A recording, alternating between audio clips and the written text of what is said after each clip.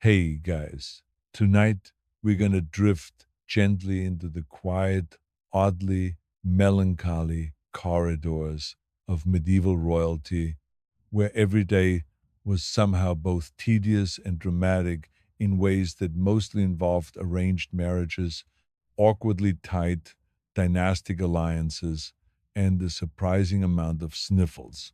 So dim the lights, get comfortable, and let's wander through halls that smelled faintly of wax, wine, and the occasional nervous servant. Imagine the slow shuffle of slippers on cold stone floors, the muffled conversations behind velvet curtains, and the subtle tension of living life under a crown you didn't ask for. That's where we begin. Let's float over first to a civilization that treated bees almost as seriously as they did kings. The Greeks, for instance, didn't just notice honey on their cakes. They invented a whole system of caring for bees, which included movable terracotta hives with removable lids, because apparently they'd already realized that destroying a colony just to get a sweetener was a little wasteful. They even figured out smoke control, not the kind we do for backyard barbecues, but proper clay smokers and bellows that puffed sedating smoke into hives so the bees wouldn't sting you into oblivion. A very calm, methodical approach. You can almost hear Aristotle muttering, "Yes, yes, let them collect nectar. Someone defend the hive. And you, mysterious king bee, just do your thing." Though he did mix up the genders, because even geniuses get small details wrong. Still, his observations formed the early framework for understanding bee societies long before anyone had a clue about modern biology. Honey wasn't just a snack. In Greece, it sweetened wine, flavored cakes, preserved fruits, and even served as a base for medicinal salves. The idea of ambrosia, the food of the gods, being a mixture of honey and wine, probably meant someone got bored of plain meat. Bees carried a spiritual significance too. Artemis and Data, goddesses of wilderness and harvest, were closely tied to them, and priestesses called Melissa, yes, literally bees, acted as intermediaries between mortals and gods. It's comforting, in a way, to think that these tiny creatures were considered divine conduits while we struggle to get through a single Zoom call without a hiccup. The Romans, ever ambitious, took Greek beekeeping and turned it into an empire wide business. From the vineyards of Gaul to the hills of Hispania, bees were managed like tiny employees, producing honey that ended up everywhere in wine, baking, meat preparations, and even as a sort of early energy supplement for athletes and soldiers. Roman texts by Varro and Columella detail swarm behavior, hive construction, seasonal management, and pest control with a precision that would make a modern beekeeper blush. Hollow logs, clay tubes, woven baskets sealed with mud or dung, whatever worked for the local climate. Smoke came from smoldering herbs like thyme or oregano, calming the bees and maybe adding subtle flavor to the honey. Tools for harvesting were simple, often wooden or bronze knives, and wax was separated by melting and straining. The Romans didn't fuss with protective suits. Experience and careful handling sufficed. Honey also had a medicinal life far beyond desserts. Egyptians used it for hundreds of prescriptions documented in the Ebers Papyrus around 1550 BCE. Mixed with milk, figs, garlic, or herbs, it treated everything from eye infections to digestive issues. Applied with animal fat or resin, it healed burns and wounds. Greeks, following Hippocrates, prescribed honey for respiratory ailments, ulcers, and fatigue. Athletes at the Olympic Games drank honeyed water to boost stamina because apparently sugar water is still a winning strategy. Romans weren't left behind. Pliny the Elder cataloged dozens of remedies using honey, ointments, gargles, laxatives, even post-battle wound care. Beeswax became an indispensable base for plasters, balms, and dental fillings, prized for its malleability and resistance to decay. Honey and wax weren't just products, they were essential tools, life saving and occasionally life enhancing. But let's drift back to the people behind these hives. Beekeepers were part scientist, part engineer, part ritual specialist. Egyptians stacked horizontal cylindrical clay hives resembling giant terracotta tubes, durable and portable. Greeks and Romans refined these designs, allowing inspection without destroying colonies. Smoke was always on hand. Greeks invented clay smokers with bellows, while Romans burned fragrant herbs to calm their buzzing workers. Harvesting was careful, deliberate, slow. Wooden or bronze knives sliced combs. Honey was pressed, wax melted, filtered. Minimal protection was the norm. Observation was key. Seasonal patterns, swarm cycles, hive relocations. Some civilizations even practiced early migratory beekeeping, following flowers in a pre-industrial version of a road trip. Storage mattered as much as collection. Egyptians sealed honey in ceramic jars, preserving it for centuries. Honey's long shelf life made it ideal for temple offerings and funerary rites. Religious care was as important as practical tools. Rituals appeased bee spirits, ensuring cooperation. Bees, to these civilizations, were not just insects. They were symbols of divine order, disciplined, and productive societies in miniature. Ancient beekeeping blended craftsmanship, science, and reverence, laying foundations that survive in modern apiculture. The significance extended beyond honey. In Greece, priestesses of Data and Artemis acted as channels to the divine, sometimes even serving as oracles. The Delphic Pythia, occasionally called the Delphic bee, demonstrated how intertwined human and bee society was in religious thought. Philosophers admired bees for duty and discipline. Stoics saw in them a model for virtuous behavior.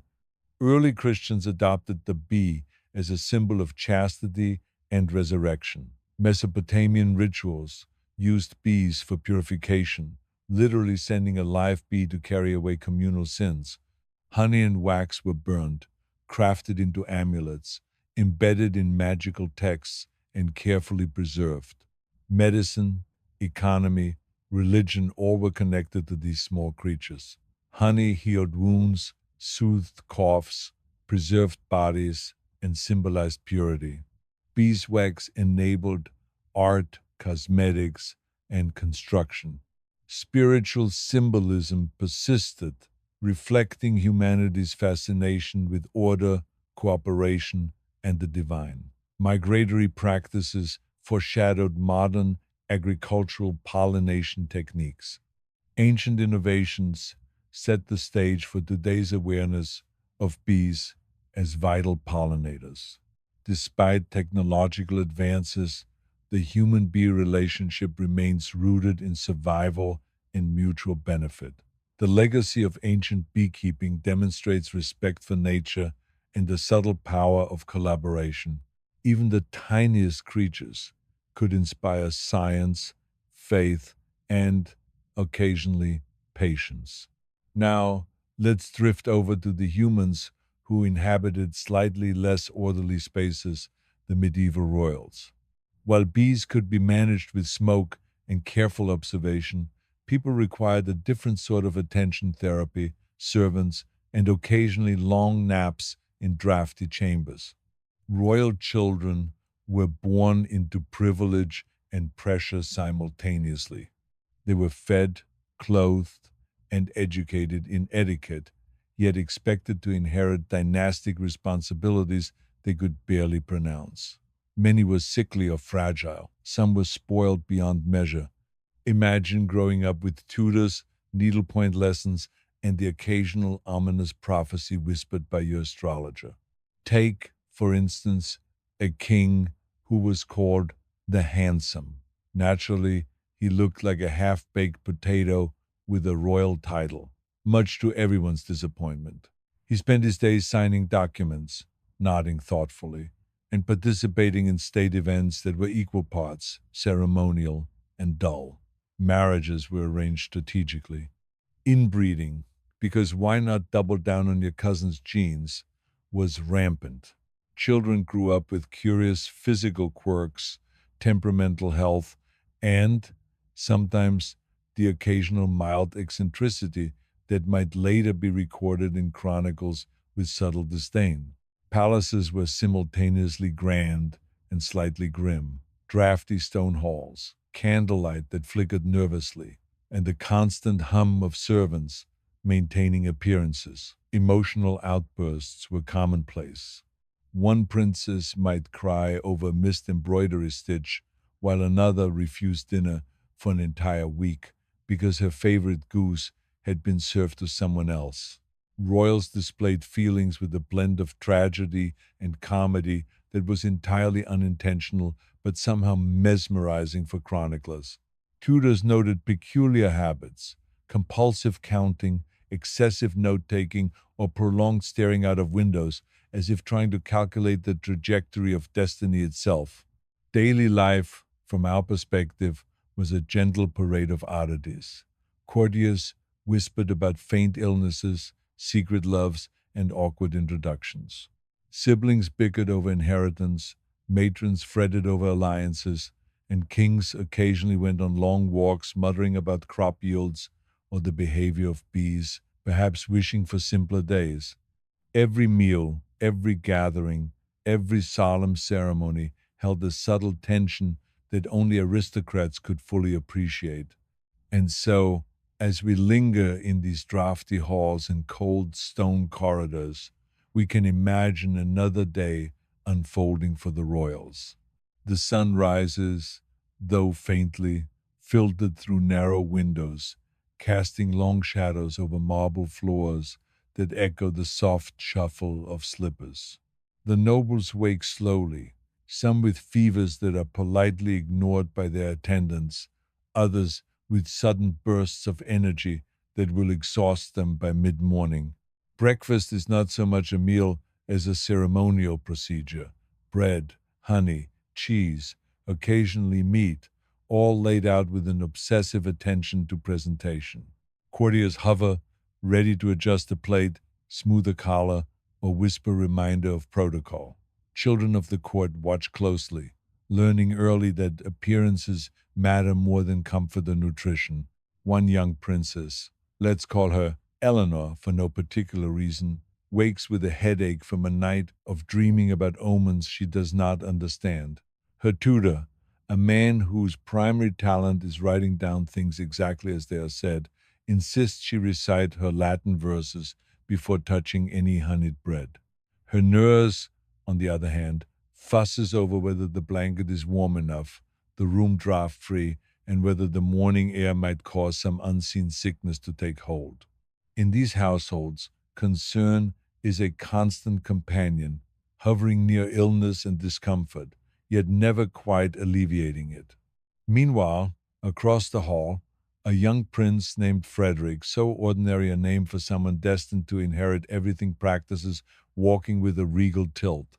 He is slender, pale, and slightly scrawny, but he wears his tunic as though it were armor, and in his mind it is. His hands tremble slightly as he lifts the ceremonial cup of watered wine meant to represent maturity and refinement. No one drinks it. They simply observe. In the corner, an older sibling rolls her eyes in a quiet but exaggerated fashion because she is already keenly aware that nothing about her future will be simple or pleasant. The adults are no better, though their discomfort is more carefully disguised. A queen mother coughs into her sleeve, but not without ensuring that no one sees the weakness. Her eyes, slightly too close together from generations of intermarriage, dart toward the window, calculating light, temperature, and whether the next guest might pose a danger to her position. The king, meanwhile, is entirely unaware of any danger aside from a distant threat to his ego. He reads a scroll, nods thoughtfully, and occasionally murmurs agreements to advisors who are far too polite to correct him. It's a world where appearances are everything and truth is a polite suggestion. Marriage negotiations dominate conversation, as they always do. A cousin or second cousin with a face slightly misshapen from repeated dynastic unions is proposed as a bride or groom. The idea, of course, is to preserve bloodlines, consolidate power, and avoid the inconvenience of outsiders gaining influence. Parents nod approvingly while silently worrying about genetic quirks, physical oddities, and the potential for future illnesses. Children, of course, do not get a say. One can imagine the whispered, slightly tragic jokes behind closed doors. Yes, he has your mother's chin and your father's nose. God help the next generation. And so the dynasties continue, quietly repeating patterns of fragility, genius, and occasionally terrifying facial features. Royal dinners are ceremonies of observation. Food is served in careful courses. Sometimes exotic spices are added, though in a muted way. They are meant to impress rather than flavor. Conversation is precise. Courtiers lean in, listening for every nuance, reporting later in private chambers to those who could not attend. Children observe, mimicking gestures, absorbing the rituals without understanding them. One can almost hear the muted sighs of the servants, who have long since grown accustomed to the quiet absurdities of noble life. An emperor's penchant for walking backward, a duchess's insistence on touching every silver goblet with her left hand first, a king's habit of staring at his own reflection for an hour each morning. Illness and fragility are never far from the surface. Fevers, colds, and infections make quiet appearances, especially among children. Many of these ailments go unnoticed until they reach a critical stage, as medical understanding remains rudimentary. Physicians, sometimes hired from distant lands, follow established protocols. A poultice here, a leech there, a prayer whispered into the ear for good measure. Baths are rare and deliberate, often perfumed with herbs to mask odors and reinforce the aura of refinement. The physical fragility of royal children is almost always contrasted with their mental training, which is rigorous and relentless. Reading, writing, Latin, theology, arithmetic, these are the cornerstones of preparation for ruling a kingdom. Play is permitted, but only insofar as it teaches discipline or strategy. Emotional peculiarities are abundant. One can imagine a prince who refuses to eat unless his favorite servant arranges the bread just so, or a princess who will not speak to anyone until her astrologer has read the stars for the day. Tears, tantrums, and sudden bursts of laughter are all recorded in chronicles with understated bemusement. The court historian notes these with polite detachment, sometimes adding dry commentary. She grew pale at the sight of her breakfast and refused to chew until consulted by her nurse. And indeed, this is as dramatic as daily life gets. Everything else, wars, treaties, negotiations, happens far removed from these quiet chambers. And so the personal oddities of royals become amplified in historical memory. Some royals are celebrated for intellect, others for beauty, but often the two qualities are unevenly distributed. Consider a king who inherited strategic genius but suffers from chronic indigestion, or a queen whose beauty is lauded but whose health is precarious. Marriages in these contexts are less about companionship and more about calculation. Emotional fulfillment is a luxury rarely afforded. Even love, when it appears, is awkward and restrained, observed more than lived, like a rare flower in a stone courtyard. Children learn early that affection is conditional and fleeting, and that survival, physical, social, political, is paramount. And yet, life continues with a quiet rhythm. Days are measured by sunrise and sunset, by meals and ceremonies, by subtle changes in the court's social atmosphere. Courtiers note every deviation, a blush too deep, a cough that lingers, a sudden enthusiasm for embroidery that might suggest temperament.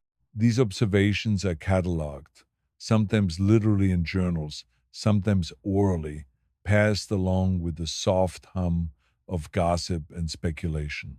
In addition to health and education, personal habits of royals become points of fascination. One king meticulously collects snuff boxes, lining them up by size and engraving. Another is obsessed with counting steps as he walks through the palace gardens, muttering calculations that advisors pretend to understand. A queen insists on folding all napkins to exactly the same angle, as if geometry could impose order on her increasingly chaotic household. These eccentricities are treated with patience by those who serve them, though often they are also sources of quiet amusement documented in chronicles with understated irony. Generational patterns are particularly striking. Children grow into adults resembling their parents in temperament and appearance, though sometimes the effects of repeated dynastic unions are pronounced: narrow jaws, protruding teeth, fevers that recur every spring, faint ticks in the hands. All of these are noted with polite understatement. Some children are clever beyond their years, often reserved, thoughtful, and cautious. Others are more impulsive, prone to sudden declarations of anger or joy that ripple through the palace in muted waves.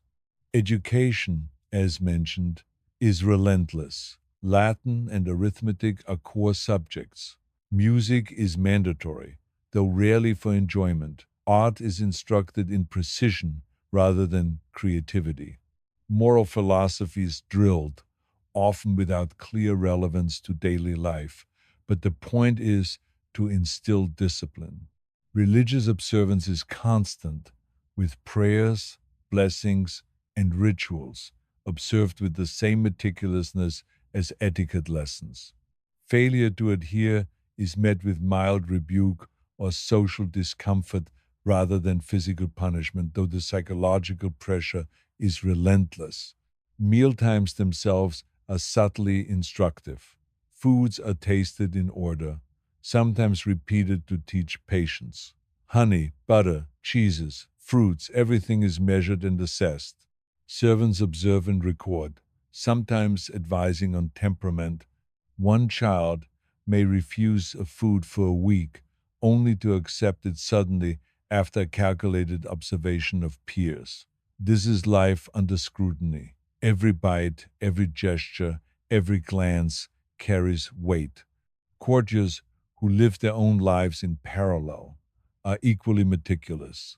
They anticipate the needs of royalty, manage minor conflicts before they erupt, and quietly document patterns of behavior.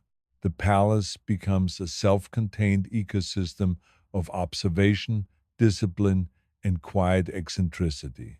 Every year adds layers of subtle adjustment: how to handle a temperamental prince, a pensive queen, a sickly child who grows slowly but thinks quickly. Political marriages, as mentioned, are a key focus. Alliances are forged with distant houses, cousins, or even distant relatives of distant cousins. Genetics is accidental but observable. A child born with faint anomalies might be noted quietly in diaries, their lineage traced with obsessive interest. Advisors calculate risks, not only politically but biologically. The resulting family trees resemble complicated geometric patterns repeated across generations. Royal households become laboratories of human variation, though the participants have no choice in the experiments. Religious observance intersects with all aspects of life. Morning prayers, Mass, Vespers, and evening blessings create a rhythm that governs daily existence. Religious instruction is integrated into education, reinforcing obedience, morality, and duty. Mystical practices, omens, astrology, charms supplement instruction and offer a private reassurance that there is some pattern to the chaos of health, temperament, and court politics. As weeks and months pass, the cycle repeats. Children grow slightly, courtiers adjust, tutors refine lessons, illness is managed as best as possible, and appearances are preserved.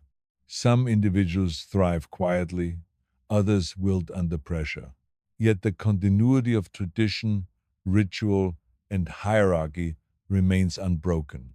Observers record small victories, minor tragedies, and subtle absurdities, creating a tapestry of everyday life that is simultaneously mundane and oddly compelling. Even as the centuries progress, certain patterns endure. Children are fragile, adults are eccentric, marriages are calculated, and life is meticulously observed. Illness and temperament, ambition and fear, curiosity and restraint all combine to form a world both orderly and fragile. These are the rhythms that govern the quiet lives of royals, unremarkable in public spectacle, yet endlessly complex beneath polished exteriors. And so we remain in these halls, watching as generations quietly shuffle forward. The world beyond the palace is distant, almost irrelevant. Within the stone walls, life is measured in steps, gestures, and whispered observations. Personal quirks, inherited tendencies, and the endless effort to maintain appearances form the texture of existence. Royals are fragile, eccentric, and occasionally brilliant but always human. They are children of dynasties, bound by inheritance, observation, and the delicate rhythms of courtly life. As we drift further into these ancient corridors, we notice that courtiers have their own rhythms, separate yet inseparable from the royals they serve. They rise early, often before the king or queen, to arrange cushions, lay out garments, and ensure that every chamber is perfectly in order. This is not so much about comfort as about anticipation. Every royal, from the youngest child to the eldest matriarch, requires a kind of invisible choreography. A misplaced goblet or slightly misaligned chair could cause a minor scandal, though it would be acknowledged only in whispers and careful, deliberate glances. One particularly attentive chamberlain, let's call him Wilhelm, has mastered the art of moving silently, observing without being observed. He knows that the queen's left hand prefers the heavier silverware during meals, that the young prince flinches at the scent of rosemary, and that the princess will refuse to wear any color resembling green if it has been previously worn by her cousin. Wilhelm's life, though outwardly ordinary, is dedicated entirely to anticipation and subtle correction. In many ways, he knows more about the habits of the household than the royals themselves. Royal education continues to dominate children's existence. Hours are spent in tutoring sessions, the content ranging from basic literacy to advanced philosophy. Often, these lessons are punctuated by interruptions, a servant announcing breakfast, a guard knocking with some trivial notification, or a sudden requirement for the child to practice a ceremonial bow or curtsy. Despite these disturbances, tutors persist, reinforcing discipline, focus, and memory. Mistakes are recorded in marginal notes, often with faintly sarcastic commentary. The prince correctly recited the Latin declensions, but forgot to breathe. Observers, though polite, cannot entirely suppress their amusement. Health remains an ever-present concern. Many children develop fevers that linger, while others experience chronic discomfort from minor deformities caused by generations of intermarriage.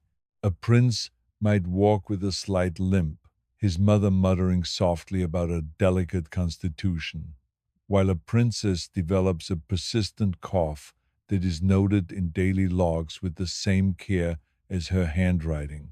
Remedies are a mixture of herbal treatments, poultices, and quiet hope. No one expects miracles, only modest improvements, and perhaps an endurance sufficient to navigate the next audience or ceremony.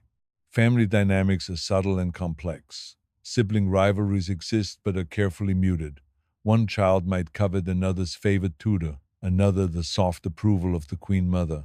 Jealousy is tempered by rigid observation of etiquette. Children learn early that public displays of emotion are inappropriate, though private outbursts are inevitable. These are noted, sometimes with dry commentary in chronicles. The young princess wept quietly after her older brother refused to allow her the last slice of bread, a scene of tragic dignity. Marriage negotiations remain constant, a persistent shadow over even the youngest generations. Proposals are considered with great attention to lineage, health, temperament, and political advantage. A bride or groom is seldom chosen for personality, often for connections or the avoidance of outsiders. These arrangements are executed with polite ceremony, sometimes with subtle resistance from the prospective parties, though resistance is brief and quickly controlled. Children learn that personal preference is almost irrelevant, while alliances, bloodlines, and appearances are everything. The court itself functions as a self-contained ecosystem. Every gesture, glance, and movement is observed and interpreted. Advisors whisper assessments into the ears of kings and queens who nod gravely while their minds are often elsewhere. Minor eccentricities are amplified into subtle dramas.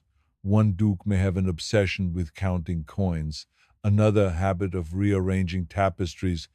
These behaviors, while seemingly trivial, are catalogued with care, because in the world of royalty, any deviation could signal intent, illness, or instability.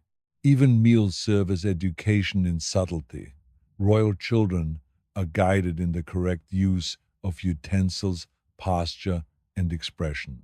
A cough, a sigh, a glance of irritation, all are noted and sometimes corrected.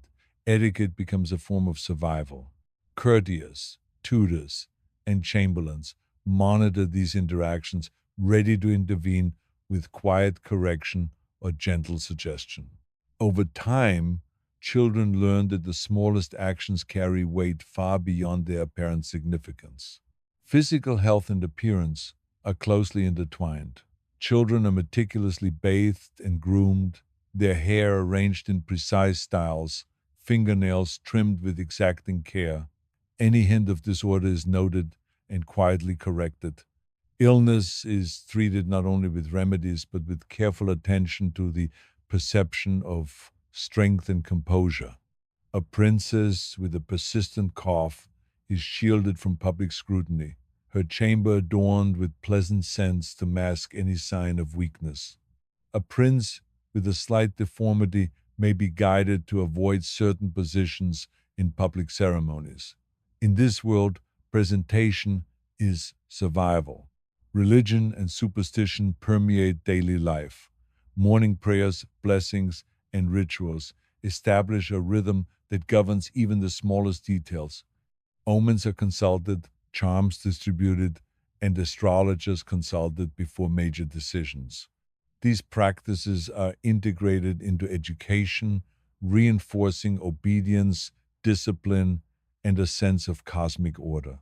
Even children understand that deviation from these rituals could carry consequences both mundane and mystical. Every action, therefore, is measured against expectations, both human and divine. Generational patterns are striking. Traits, habits, and vulnerabilities are repeated, sometimes predictably, sometimes subtly altered. A timid disposition, a stubborn streak, a preference for certain foods, all are noted across successive generations. Children inherit more than titles. They inherit patterns of behavior, illness, and temperament. Courtiers and advisors, observing quietly, anticipate how these inherited tendencies might manifest, ready to intervene or adjust protocol. In the quieter moments of the day, princes and princesses engage in personal pursuits, though these are often directed by tutors. Music practice, writing exercises, and embroidery serve as both education and subtle reinforcement of patience and precision. Play is permitted, but always with an element of control. Even games are exercises in observation and reflection, teaching strategy, coordination, and awareness of hierarchy. Success and failure are recorded, though failures are treated with understated critique rather than overt punishment. Sleep, too, is managed with care. Children are guided to rest at precise times, their chambers kept at regulated temperatures. Nightmares are soothed with whispered reassurances or gentle charms. Chronic illness or restlessness is noted, prompting additional observation or intervention. Adults, while more autonomous, follow similar rhythms, attending to health, ritual, and ceremonial obligations with meticulous attention. Sleep is both restorative and instructional, part of the larger rhythm of palace life. Personal eccentricities abound. One king may insist on walking through the gardens backward each morning, a ritual whose origin is known only to him. A queen may line up candles in exact geometric patterns, silently judging anyone who disrupts them. Children imitate these behaviors, learning early that idiosyncrasy is acceptable if conducted with precision. Courtiers accommodate and record, blending patience with subtle amusement. These eccentricities, while minor, contribute to the texture of courtly existence. Family gatherings are exercises in controlled interaction. Meals, prayers, and ceremonies bring multiple generations together. Conversations are carefully monitored. Children learn to navigate the subtle hierarchies of power, understanding when to speak, when to defer, and when to remain silent. Adults maintain composure, correcting lapses in protocol with minimal fuss. Every encounter is a rehearsal for public appearance, reinforcing patterns of observation, correction, and adaptation. The interplay of health, education, and social expectation creates a delicate balance. Children are molded in mind, body, and spirit, though the outcomes are unpredictable. Some grow into capable rulers, others into fragile or eccentric adults. Physical infirmities, inherited traits, and subtle psychological patterns manifest in ways both anticipated and surprising. Chroniclers note these developments with understated commentary, recording the minutiae of daily life rather than dramatic events. Even minor illnesses are significant. A cold may prompt a series of adjustments: chamber temperature, diet, supervision, and ritual. A fever may lead to herbal remedies, poultices, and whispered prayers. Chronic conditions are managed over time, often with careful observation of diet, exercise, and exposure to sunlight. The goal is not cure, but stability, maintaining the fragile equilibrium of health, appearance, and protocol. Courtly labor extends beyond education and health. Servants and courtiers manage every aspect of palace life: cleaning, arranging, observing, recording, and correcting. Their expertise is silent but essential. They anticipate needs, prevent crises, and document behaviors, forming an invisible network of support. Their lives are entwined with those of the royals, yet their contributions are largely unacknowledged, existing only in marginal notes, diaries, and subtle gestures of deference. Marriage negotiations, once again, dictate much of the longer term planning. Alliances are forged with an eye towards stability, power, and the avoidance of outsiders. Genetics, often considered inadvertently, affects both appearance and health. Advisors note subtle hereditary patterns, sometimes with dry commentary. The young duke resembles his grandfather in stature, his father in temper, and his great aunt in predisposition to headaches. These observations inform choices, guiding the future of dynasties in ways both deliberate and accidental. Religious observance, as ever, is integrated into daily life. Morning prayers, midday blessings, and evening devotions create a rhythm that structures activity. Omens, astrology, and ritual provide reassurance and guidance, shaping behavior and expectation. Children absorb these patterns naturally, integrating them into education, socialization, and personal habits. Compliance is expected, deviation is noted, and subtle correction ensures continuity across generations. As seasons change, palace routines adjust accordingly. Clothing, diet, and activities vary with temperature and daylight. Illnesses fluctuate, educational schedules shift, and ceremonial obligations follow annual patterns. Courtiers and advisors anticipate these changes, adjusting schedules, redistributing duties, and monitoring health and behavior. The palace remains a self contained ecosystem, operating with meticulous precision beneath the surface of quiet discomfort and understated drama. The quiet of the palace often masks a deeper tension, one that moves slowly like the shadows of the sun across stone corridors. Every throne carries with it not only authority but expectation. Those born to it inherit rituals, duties, and the subtle knowledge that failure is never loudly punished but always remembered. A young princess might spend hours arranging her embroidery, each stitch measured and deliberate, as if the precision itself could ward off the caprices of fate. The prince, meanwhile, may pace the halls, practicing speeches that will never be spoken aloud, rehearsing gestures that will never meet an audience. We noticed that illness and fragility were constant companions. Children born into royalty frequently carried the burdens of ancestry, delicate constitutions, poor eyesight, mild deformities, and chronic coughs. Courtiers and physicians tracked these conditions with meticulous care, often recording details that would seem trivial to outsiders. The heir sneezed thrice during breakfast. Appetite appeared normal, no swelling noted in joints. Each note, however, informed subtle adjustments to diet, seating, and even the sequence of daily ceremonies. Observation was continuous and intervention measured. Education, too, was relentless. Tutors trained the mind with an almost monastic rigor, focusing on language, arithmetic, philosophy, and moral reasoning. Yet the lessons were never devoid of consequence.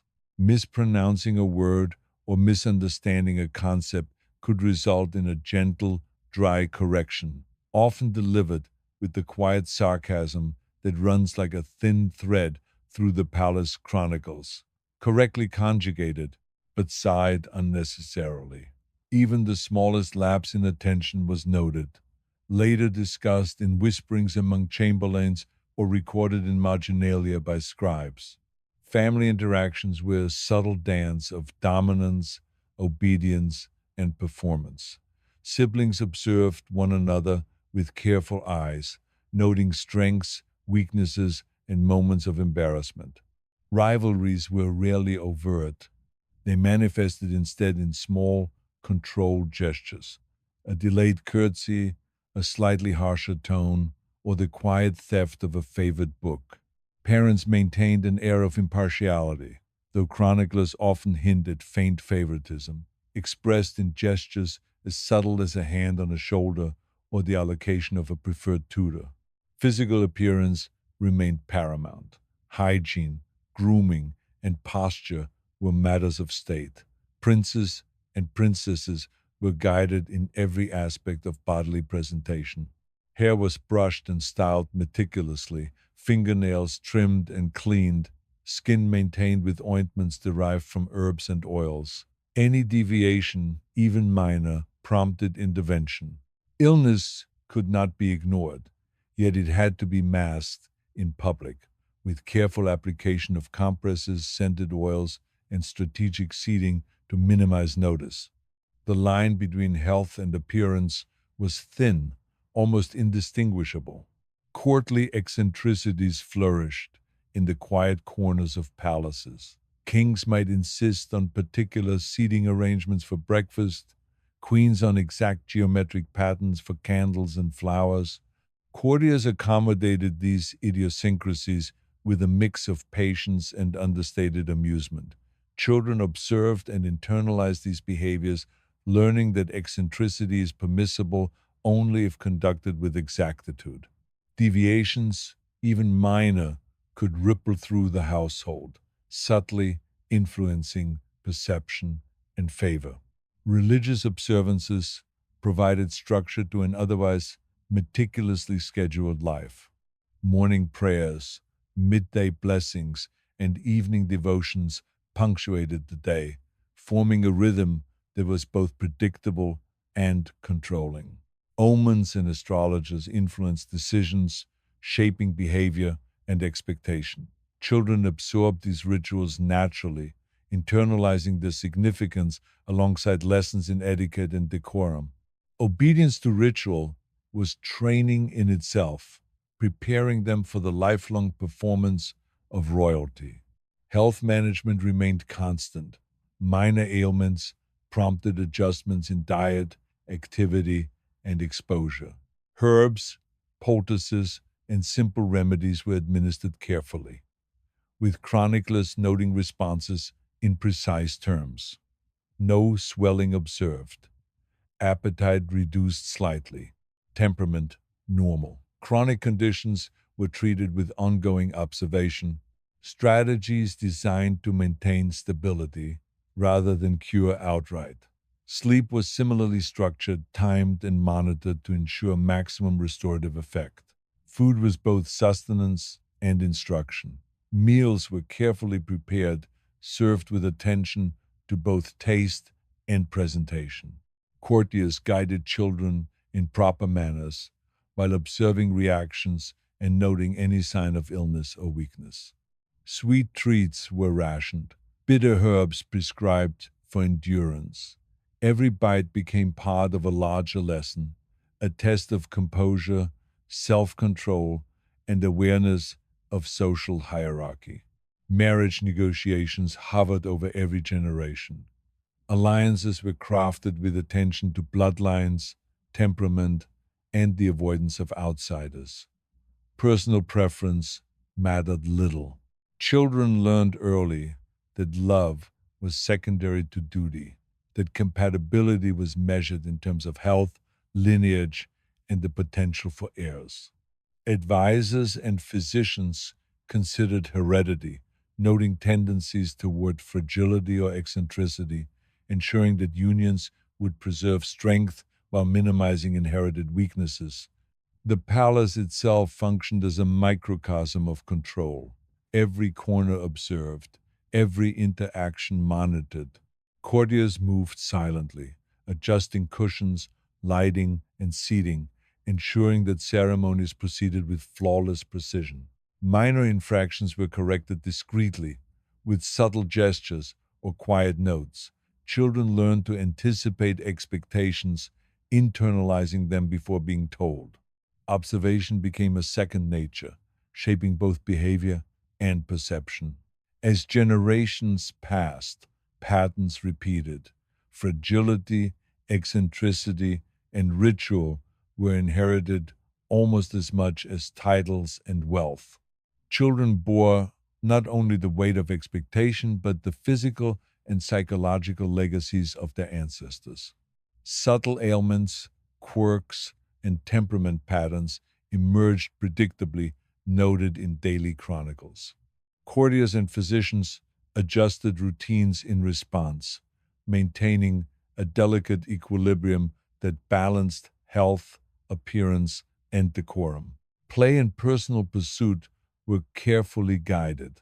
Music, writing, and craft exercises reinforced patience and focus. Games, too, were structured, teaching strategy, observation, and hierarchy. Success and failure were noted, discussed in quiet whispers or chronicled with understated humor. These activities, though seemingly trivial, became training grounds for composure, decision making, and social navigation. Even minor irritations could carry significance.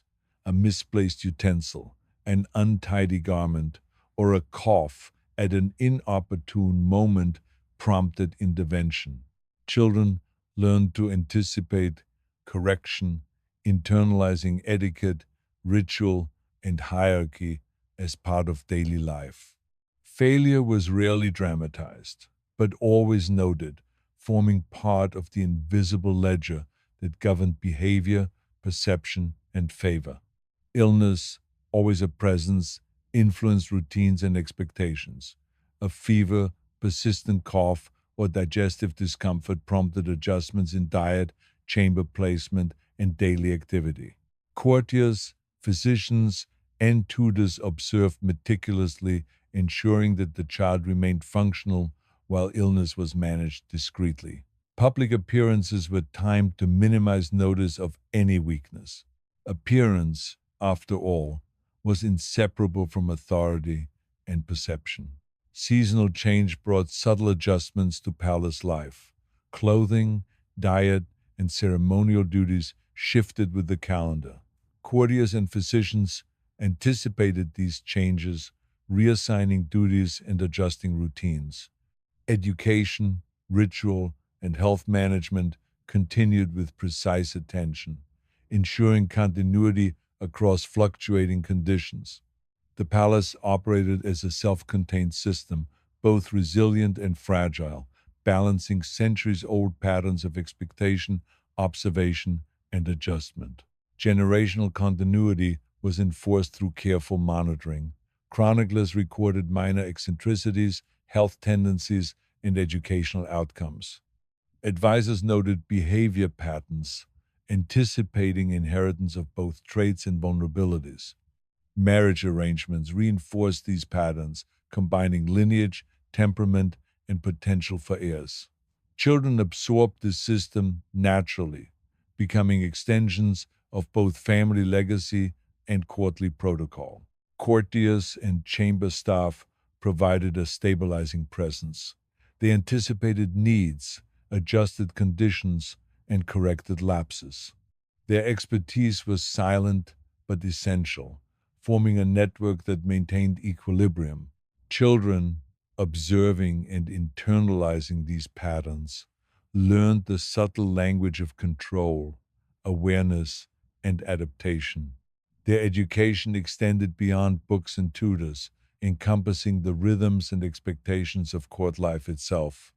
Ritual and superstition framed daily existence. Prayer, blessing, and consultation with astrologers created a rhythm that reinforced order, obedience, and hierarchy.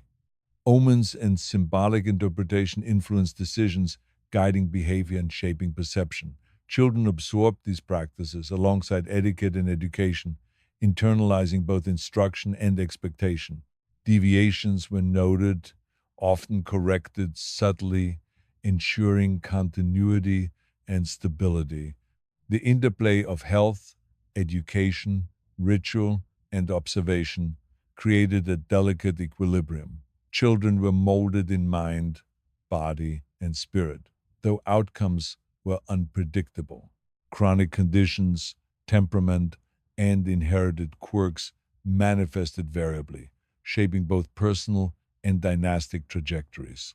Courtiers, physicians, and tutors adapted continuously, maintaining stability while acknowledging the inherent unpredictability of life within palace walls.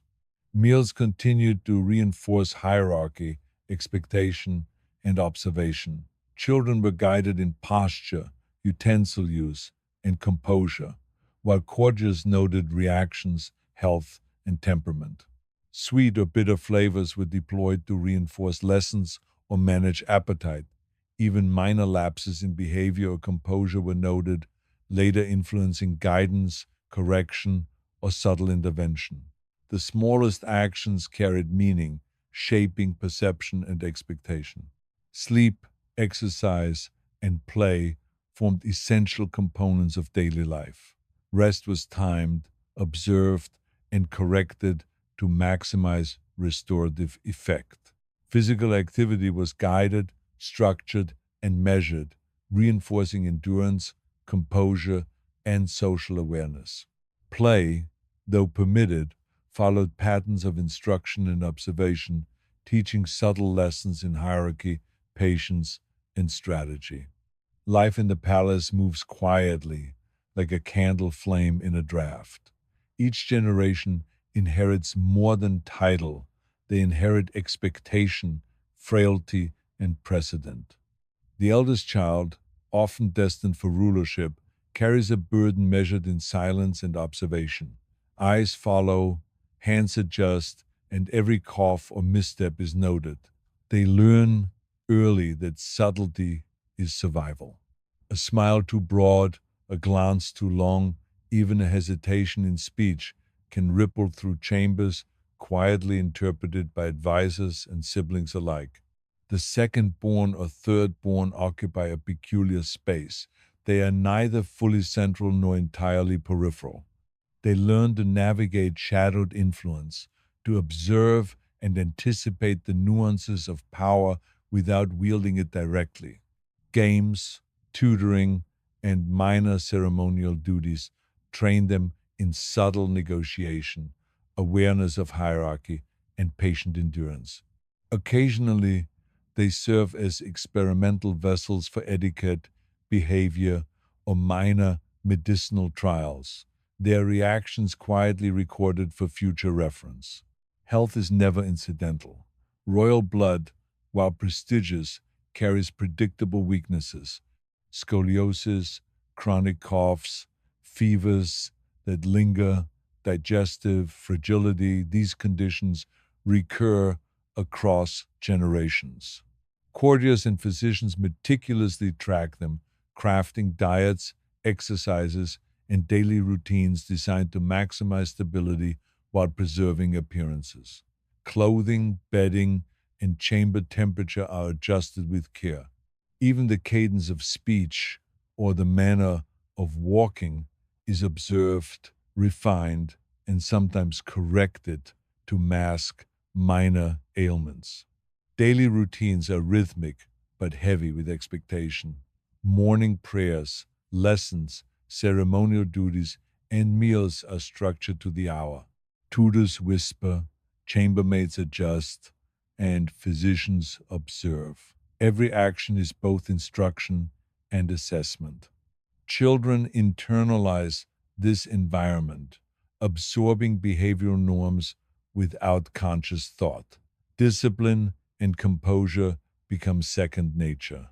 When minor failures occur, they are corrected subtly: a word, a gesture, a slight delay in permission or attention. Such adjustments teach more effectively than dramatic reprimands.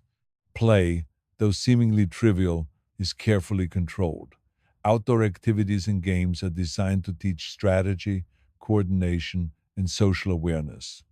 Chess or other board games mimic courtly maneuvers. Ball games teach observation and timing. Lessons in composure, patience, and hierarchy are embedded in every movement.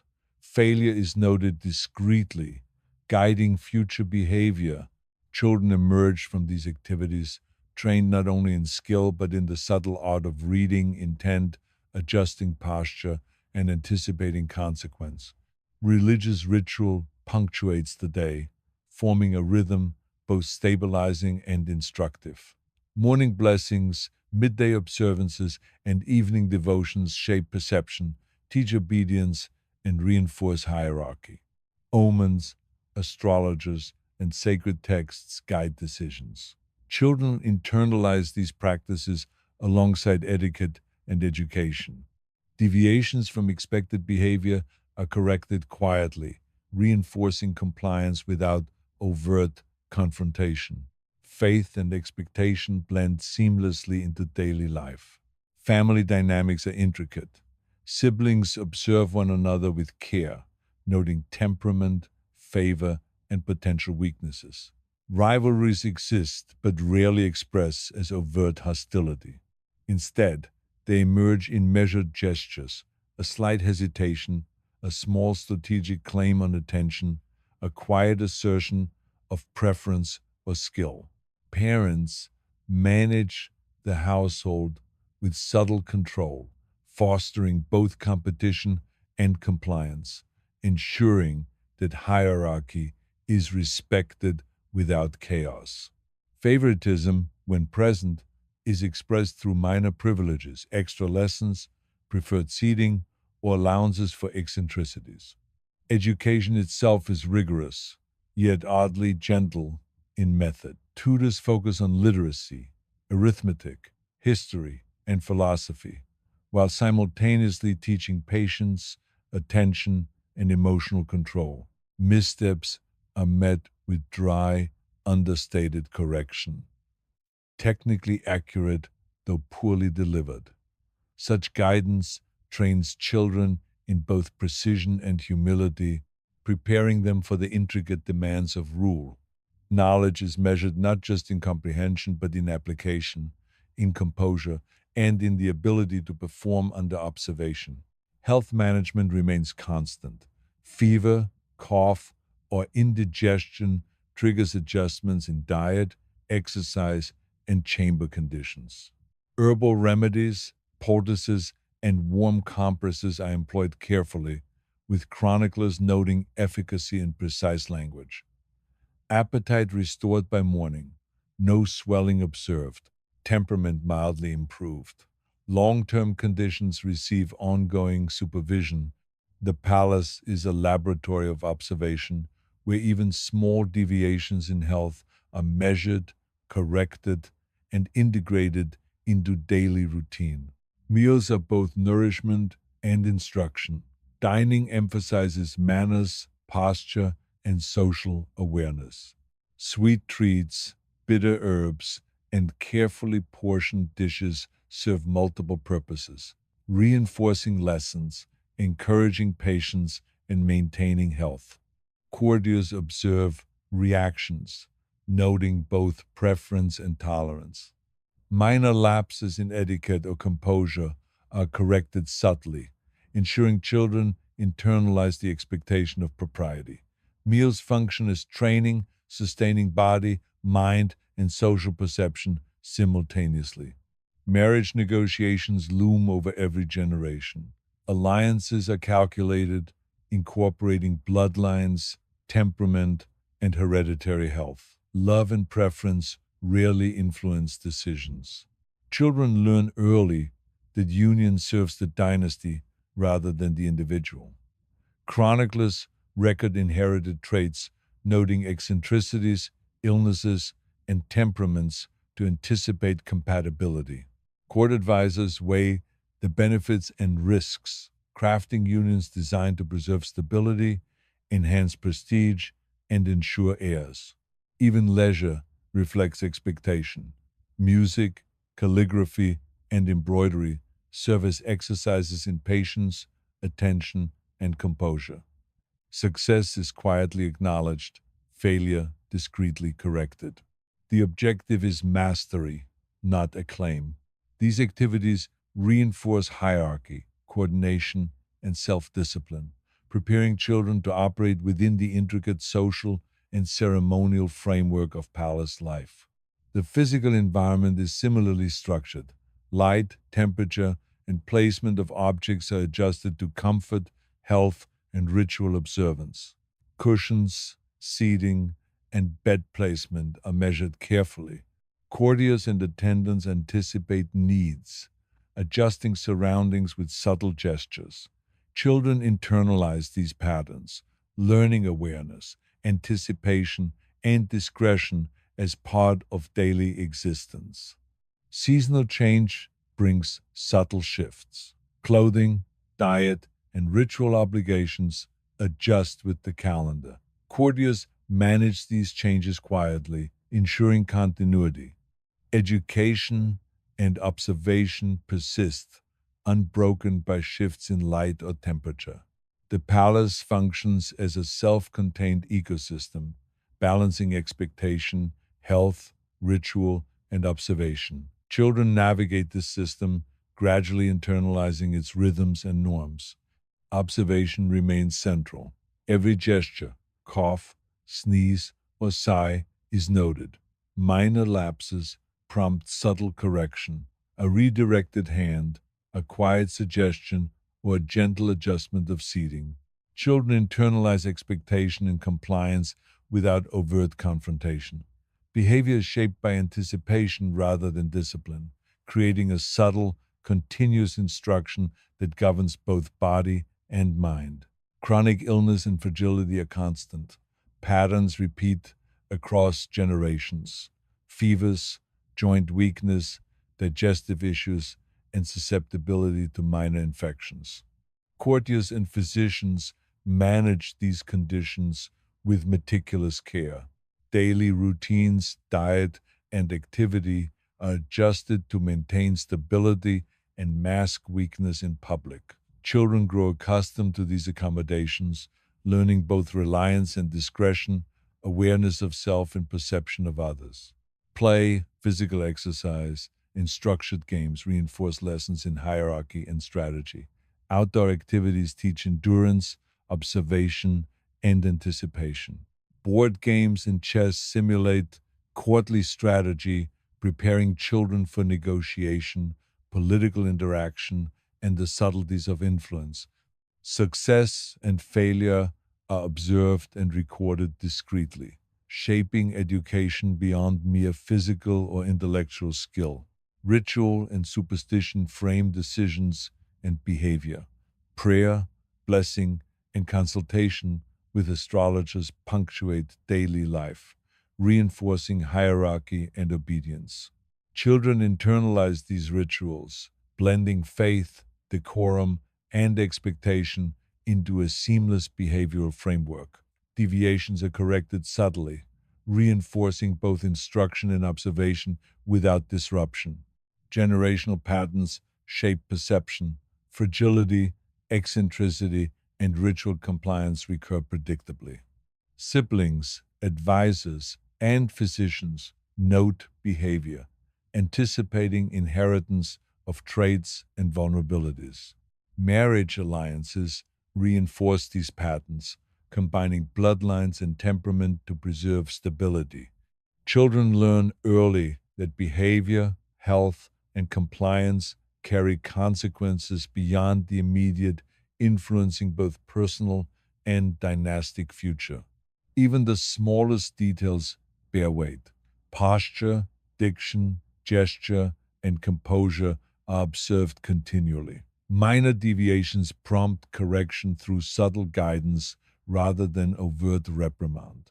The palace operates as a microcosm of observation, expectation, and hierarchy. Children internalize these patterns, developing self awareness, compliance, and strategic perception as natural extensions of daily routine. Food, health, education, and ritual are inseparable. Each meal, lesson, or blessing reinforces hierarchy, observation, and expectation. Children internalize the rhythm of palace life, learning patience, composure, and awareness of consequence. Chroniclers record details meticulously, preserving insight into behavior, temperament, and inherited traits across generations. Courtiers and attendants maintain equilibrium. They anticipate needs, adjust conditions, and correct lapses. Their silent labor stabilizes both household and dynasty, ensuring continuity and preserving subtle lessons. Children absorb these patterns, learning indirect communication, anticipation, and discretion, forming a foundation for future behavior, perception, and leadership. Seasonal and ceremonial cycles reinforce discipline and observation. Adjustments in clothing, diet, and ritual teach flexibility and compliance. Education, observation, and physical activity continue unbroken. Children navigate these cycles, internalizing patterns of expectation, hierarchy, and ritual, integrating them seamlessly into daily existence. Royal children are delicate, and not just in the obvious ways. Their fragility is measured in whispers, in the subtle shifts of mood, in how long a cough lingers, or how easily an ankle twists on the smooth stone floors of a palace corridor. Courtiers learn to watch for these signs as if reading a secret language. The faintest pallor, a momentary stumble, or an uncharacteristic silence is noted, sometimes logged in detailed household records. Physicians, tutors, and attendants all observe, contributing to an ever-growing tapestry of vigilance intended to preserve life and dynastic continuity, but also reinforcing the constant pressure that hangs over every royal cradle. Favor is its own kind of weight. The eldest child receives attention, yes, but it is exacting, conditional, and often more exhausting than comforting. Small displays of obedience, cleverness, or composure are rewarded with privileges. A slightly larger bed, a favored tutor, or permission to attend a ceremony in a prominent position. Siblings learn quickly that favor is both fluid and transactional. Demonstrations of skill, piety, or patience can shift attention. A smile from a parent, a gentle nod, or even a fleeting comment can tilt the scales. Children become acutely aware that every action is a small investment, whether in affection, opportunity, or reputation.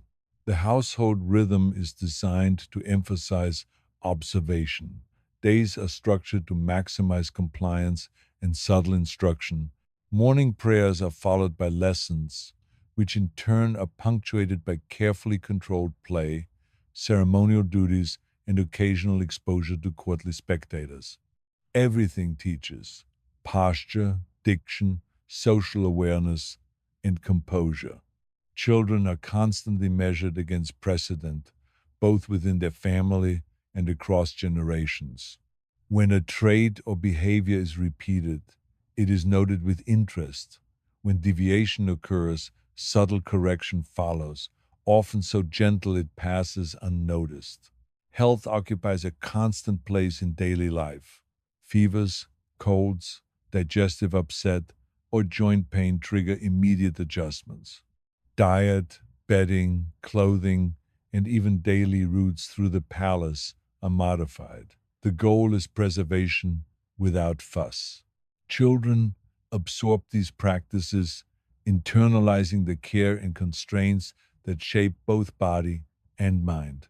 Weakness is treated, but always discreetly, preserving appearances while reinforcing the notion that fragility is expected, observed, and managed. Lessons extend beyond the obvious. Education includes reading, arithmetic, history, and philosophy, but also strategy, negotiation, and observation. Tutors correct errors quietly, often with a dry remark. Correct if delivered with less hesitation. Children learn that knowledge alone is insufficient. Delivery, timing, and discretion matter equally. Subtlety becomes as important as skill. Even minor mistakes are noted, Repeated patterns may influence future roles or privileges. The physical environment is tailored to reinforce hierarchy and observation. Light, temperature, and object placement are all managed carefully. Courtiers and attendants anticipate needs, adjusting cushions, chairs, and bedding with meticulous precision. Children internalize these subtleties, developing awareness and anticipation. Their attention to surroundings becomes instinctive, shaping behavior and perception in ways that reinforce composure and propriety. Play, while appearing trivial, serves multiple purposes. Outdoor games teach strategy, endurance, and observation. Board games and puzzles simulate courtly negotiation, training, patience, and foresight. Mistakes are quietly recorded. Success is subtly rewarded. Even leisure functions as education, reinforcing hierarchy, discipline, and awareness of consequence. By the time children reach adolescence, play has evolved into preparation, teaching lessons that would shape adult behavior, decision making, and social navigation. Religious ritual permeates daily life. Morning blessings, midday observances, and evening devotions punctuate the day. Children learn faith as both personal practice and societal expectation. Ritual reinforces hierarchy and compliance, blending instruction with spiritual awareness. Deviations are corrected quietly, teaching that obedience, piety, and composure are inseparable. Children internalize these practices alongside etiquette, diet, and exercise, forming an integrated framework of behavior. Siblings navigate complex dynamics. Rivalries exist, but rarely manifest as outright conflict. Instead, they emerge in subtle maneuvers, a slight hesitation, strategic observation, or quiet assertion of preference. Courtiers and parents manage these dynamics carefully, reinforcing hierarchy without overt confrontation. Favoritism, when present, is expressed through minor privileges, attention, or allowances for eccentricities. Children learn that influence is subtle, shifting, and dependent on perception rather than power alone. Marriage and alliance loom over all generations. Arranged unions are meticulously calculated, blending bloodlines, temperament, and hereditary health. Love rarely influences decision. Children internalize this understanding early, observing that personal desire is secondary to duty. Chroniclers and genealogists record traits, eccentricities, and predispositions to anticipate compatibility. These calculations inform alliances designed to preserve stability, enhance prestige, and ensure the survival of heirs. Physical frailty remains a defining factor. Scoliosis, fevers, digestive issues, and joint weakness repeat predictably. Courtiers and physicians monitor constantly. Adjustments are made to routine, diet, and exposure to activity. Every detail, how a child walks, sits, or moves, is observed and corrected with subtle guidance. Children internalize these patterns, learning to compensate, anticipate, and mask weakness while adhering to societal expectation. Meals are both sustenance and instruction.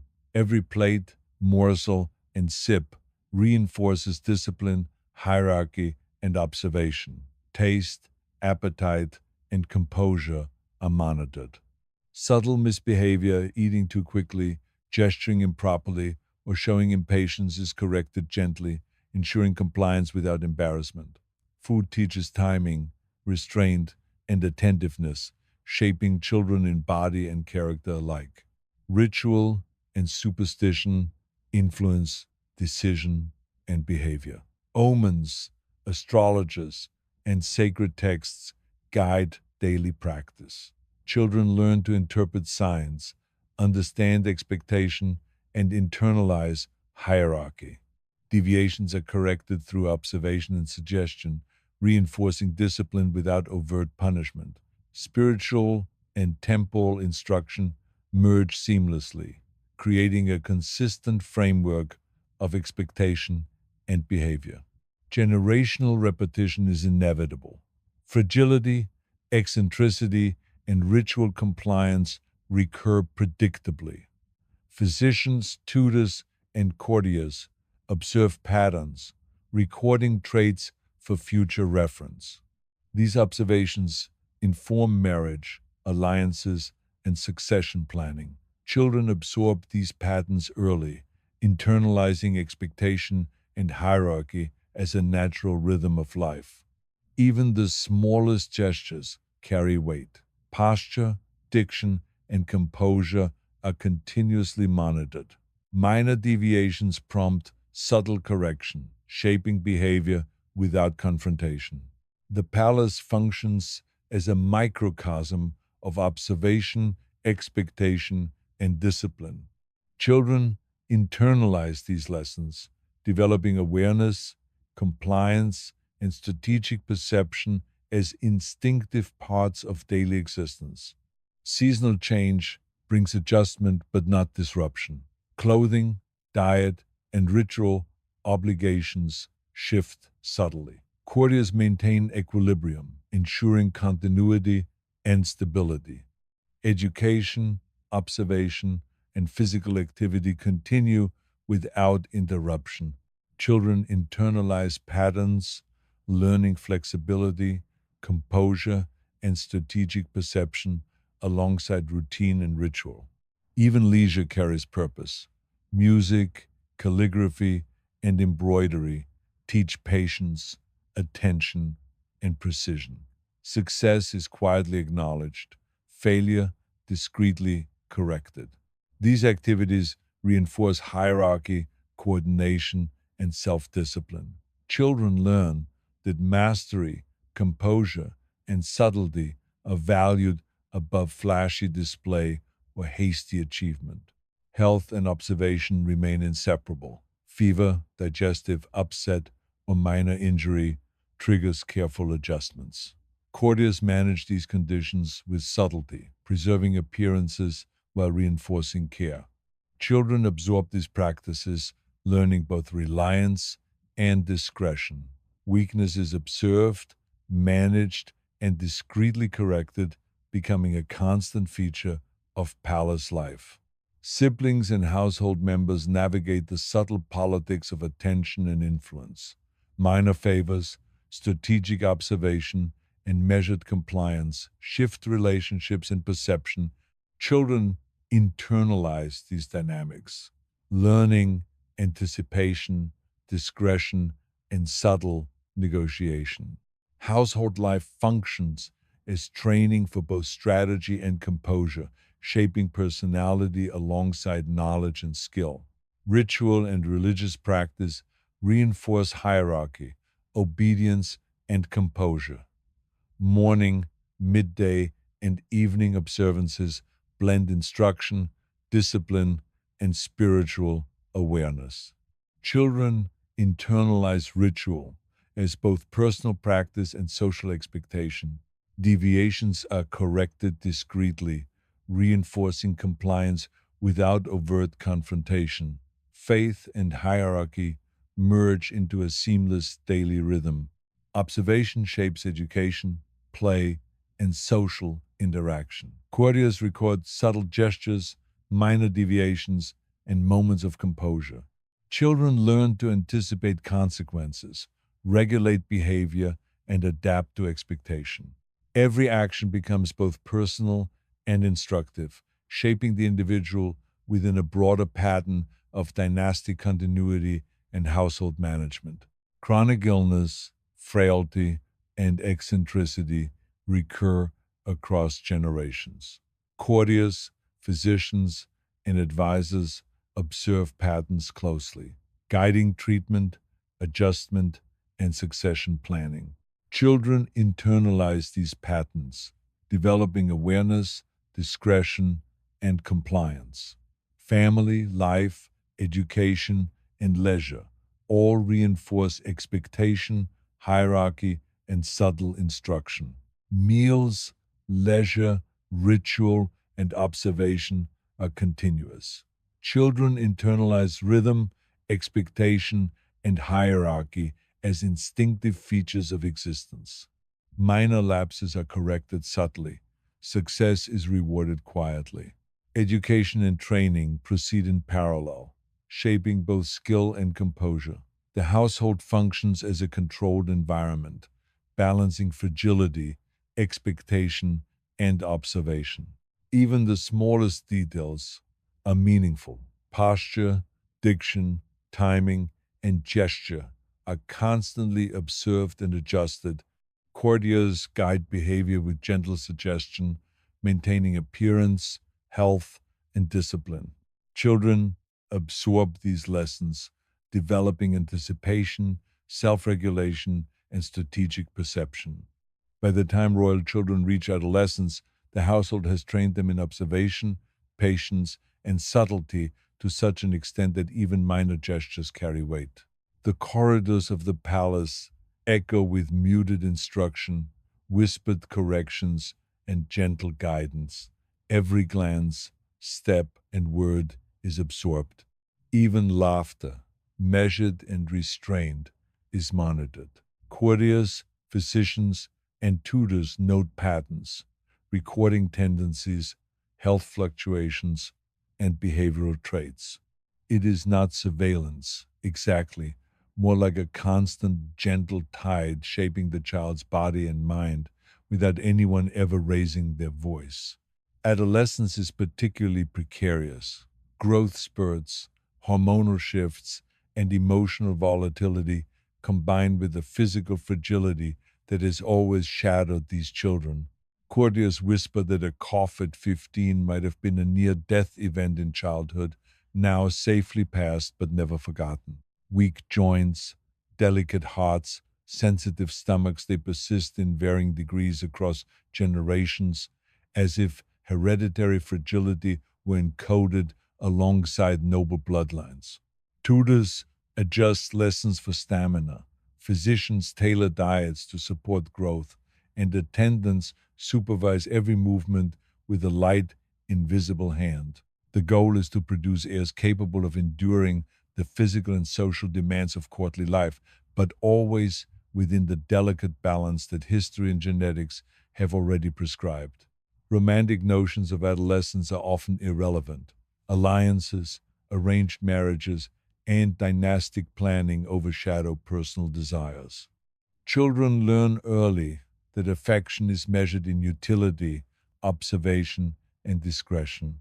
A smile, a carefully timed gesture, or a subtle display of intellect can shift perception. Siblings remain both companions and rivals. Competition is quiet, expressed through subtle gestures, carefully measured behavior, and strategic attention. Courtiers and parents intervene sparingly, observing how individuals navigate expectation and hierarchy before offering correction or reward. Health remains central. Illness, fatigue, and minor injury are constant companions. Courtiers develop an instinct for timing, recognizing subtle changes in skin tone, posture, or gait. Weakness is never shamed, but observed and discreetly managed. Adjustments are made to diet, bedding, and activity. Even ceremonial duties are recalibrated. A step shortened, a chair repositioned, or a task delegated. The children internalize these measures, developing the patience and self regulation necessary to endure the unpredictable tides of palace life. Education now shifts towards strategy, diplomacy, and legacy. Children are instructed in history, law, philosophy, and governance, but emphasis falls on subtlety, persuasion, and observation.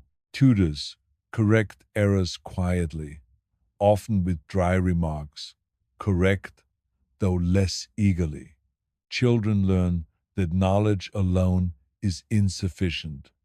The manner of delivery, timing, and awareness of audience are equally critical. Failure is internalized as a lesson. Success is acknowledged discreetly. Every interaction functions as training in social perception, negotiation, and influence. Leisure is carefully curated to reinforce skill and composure. Music, calligraphy, and embroidery serve dual purposes: amusement and education. Patience, precision, and observation are taught alongside technical skill. Courtiers reward diligence with subtle acknowledgement. Mistakes are corrected gently, often unnoticed by the child at first. These activities reinforce hierarchy, self discipline, and strategic thought, preparing adolescents for the demands of adult courtly life. Religious observance deepens. Daily prayers, ceremonies, and ritual instruction blend personal faith with social expectation. Children learn to move, speak, and respond in accordance with expectation. Minor deviation is corrected subtly: a tilt of the head, a quiet adjustment of posture, a soft reminder. Faith is inseparable from hierarchy. Spiritual compliance reinforces social obedience and personal composure. Even minor errors in prayer or posture are recorded, studied, and addressed with discretion. The household thrives on ritualized observation. Courtiers, attendants, and tutors operate as a single, continuous system of subtle guidance. Even minor behaviors, how a child walks, speaks, or eats, are observed and adjusted. The child internalizes this observation as instinct, navigating a constant web of expectation with unconscious skill. Physical fragility, emotional nuance, and social subtlety converge to form a precise, disciplined pattern of behavior. Marriage, although distant, exerts constant influence. Genealogists and chroniclers record traits, health tendencies, and behavioral patterns to anticipate compatibility. Personal desire is largely irrelevant. Utility, alliance, and dynastic advantage dominate decisions. Children internalize this logic, learning that affection is conditional, perception matters more than intent, and strategic compliance outweighs emotional impulse. Minor eccentricities emerge during adolescence. Delicate preferences, unusual habits, and subtle personality traits are quietly noted. A particular inclination toward certain books, a methodical approach to embroidery, or a precise arrangement of objects may be recorded by courtiers as indicators of temperament and potential alliances. Such traits may influence marriage negotiations, placement in household hierarchy, or future ceremonial duties.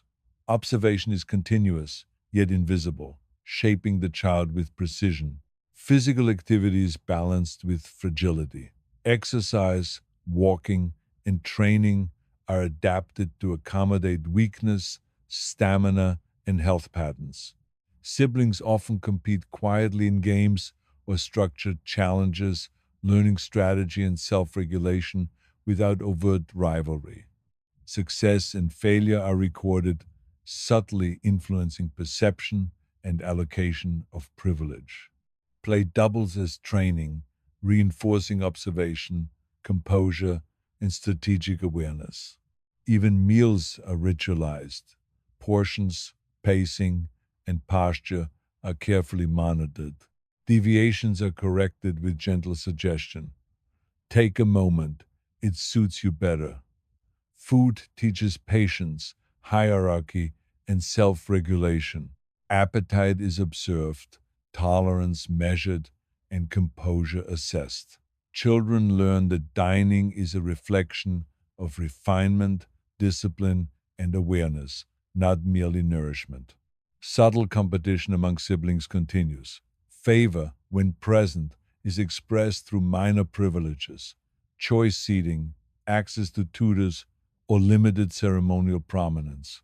Siblings learn to navigate this hierarchy with care, observing the preferences, moods, and expectations of parents and courtiers. Influence is earned quietly through composure, observation, and strategic compliance.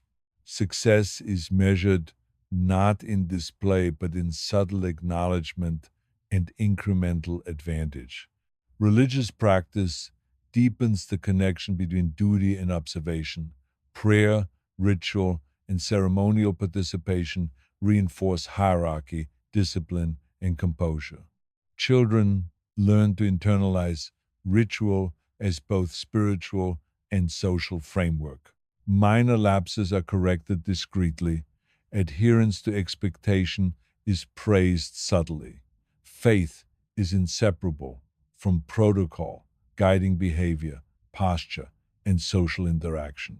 Health, ritual, education, and observation converge in daily life. Even the smallest gestures are meaningful.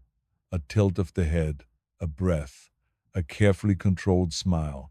Courtiers guide behavior with invisible hands, ensuring adherence to expectation while preserving dignity.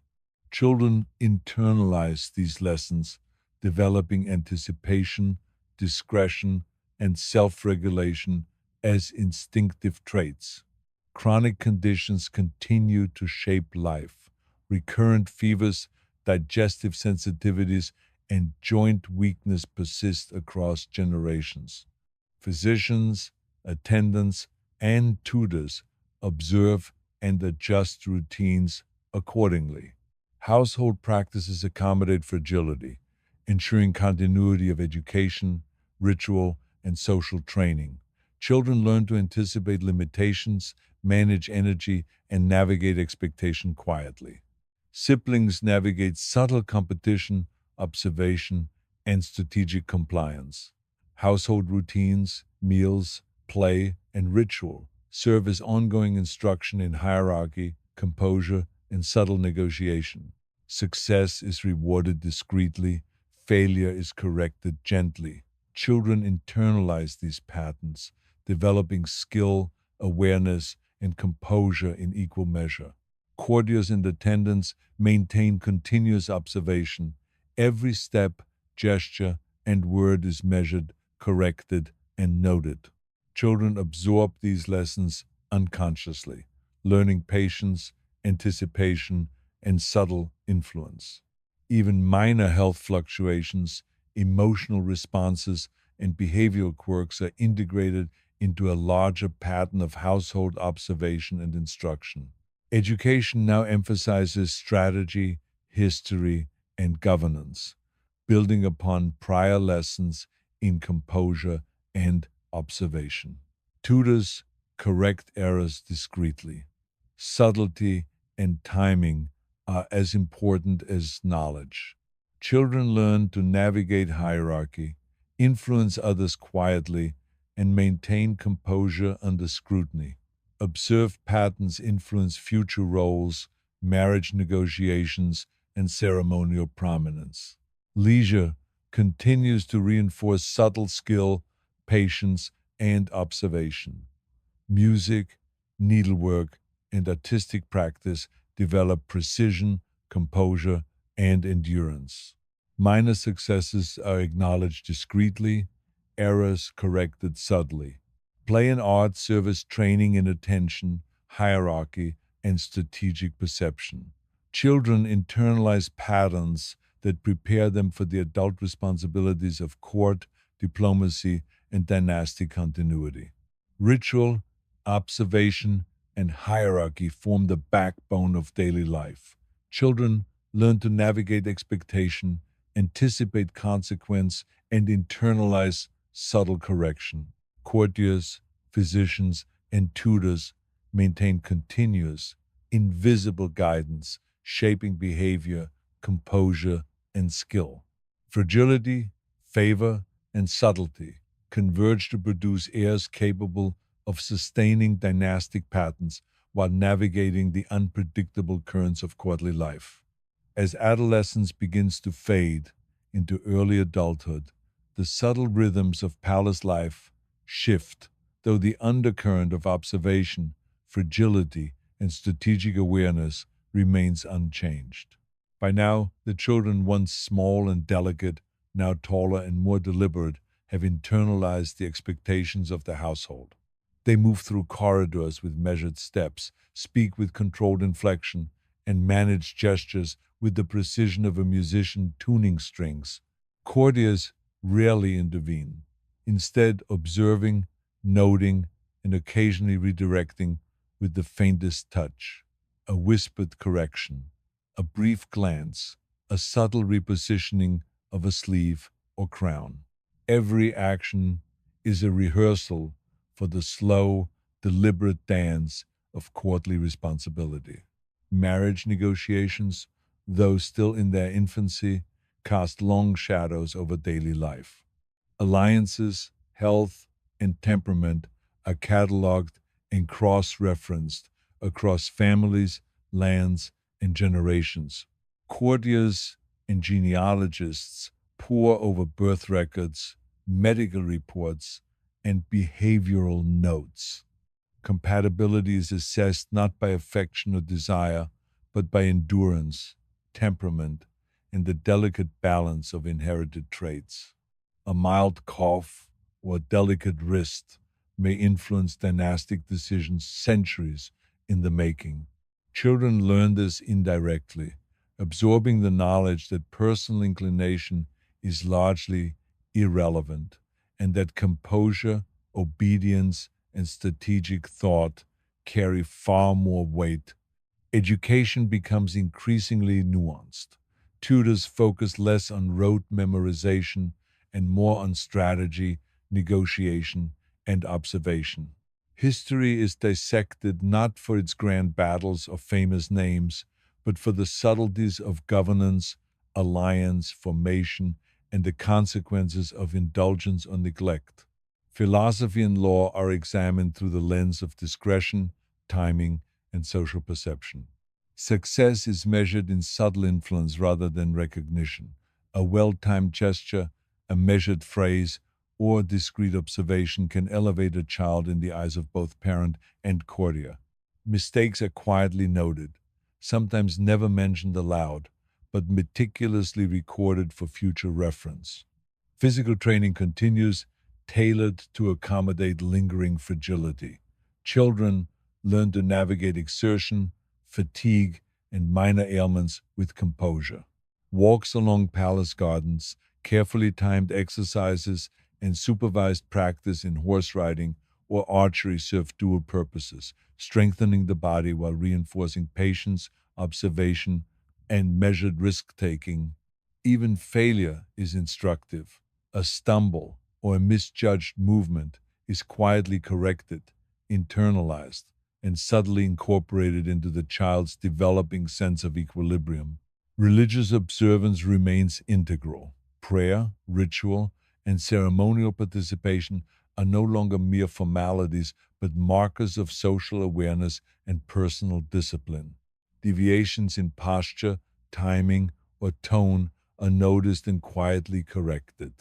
Children internalize this, learning to move and speak in accordance with expectation without conscious thought. The merging of spiritual practice with social refinement ensures that composure, patience, and observation become second nature. Leisure activities grow increasingly complex. Music and artistic pursuits are no longer solely ornamental. They serve as ongoing instruction in precision, endurance, and composure. Calligraphy, painting, and embroidery demand sustained focus and fine motor skill. Mistakes are rarely remarked upon aloud, but are quietly noted, with subsequent correction appearing almost imperceptible. Play becomes strategic, reinforcing hierarchy, observation, and negotiation. Even casual interactions are opportunities to learn the subtle mechanics of influence, alliance, and social positioning. Siblings continue their quiet competition. Favor, influence, and attention are measured in subtle increments. Who is permitted access to tutors first, who may choose the seating at ceremonies, or who may participate in specific activities. These minor privileges are significant in the slow, deliberate calculus of courtly life. Siblings learn to navigate rivalry and affection simultaneously, observing not only the reactions of parents but the invisible judgments of courtiers, physicians, and attendants. Influence is earned quietly through patience, subtlety, and consistent adherence to expectation. Health remains a constant, quiet concern. Recurrent illnesses, digestive sensitivities, and minor physical weaknesses influence daily routines. Physicians, tutors, and attendants monitor closely, adjusting diet, activity, and exposure to ceremonial duties. Even small variations, a slight pallor, a mild cough, a delicate wrist, are recorded and managed with care. Children internalize this careful attention, learning to anticipate limitations, manage energy, and navigate expectation with composure. By now, the household functions as an intricate ecosystem of observation, correction, and subtle guidance. Courtiers, tutors, and attendants operate almost invisibly, maintaining the balance between nurturing, discipline, and strategic instruction. Even minor gestures are laden with meaning: the tilt of a head, the spacing of fingers on a book, the rhythm of footsteps across a marble floor. Children internalize these lessons as instinctive behavior, moving through palace life with the quiet grace expected of future rulers, heirs, and consorts. Courtly politics begin to touch their lives more directly. Advisors, guardians, and distant relatives monitor behavior, note temperament, and assess potential utility in alliances. Every interaction, even casual conversation, is a potential source of information. Children learn the value of discretion, the weight of silence, and the subtle influence of observation. Emotional restraint is rewarded. Impulsive behavior is gently but persistently corrected. These lessons, internalized over years, shape not only the child but the future household they will eventually oversee. Marriage and succession planning increasingly dominate conversation, though often indirectly. Matches are discussed with careful attention to health, temperament, and political advantage. Personal desire remains subordinate. Affection is secondary to compatibility, endurance, and the subtle calculation of inherited strengths and weaknesses. Children understand this intuitively, observing negotiation, documentation, and quiet consultation within the household. Even minor preferences, fondness for certain foods, hobbies, or study subjects are recorded, quietly influencing future strategy. Religious rituals become increasingly elaborate. Daily prayers, ceremonial obligations, and festival participation provide both spiritual guidance and social training. Deviations in tone, gesture, or posture are corrected without fanfare. Children internalize expectation, learning to navigate ritual with composure and grace. The fusion of spiritual observance and social awareness reinforces patience, discretion, and strategic behavior, shaping heirs capable of sustaining dynastic continuity. Leisure continues to be structured with subtle intention. Music, art, and embroidery reinforce focus, endurance, and precision. Games emphasize strategic thought, patience, and observation.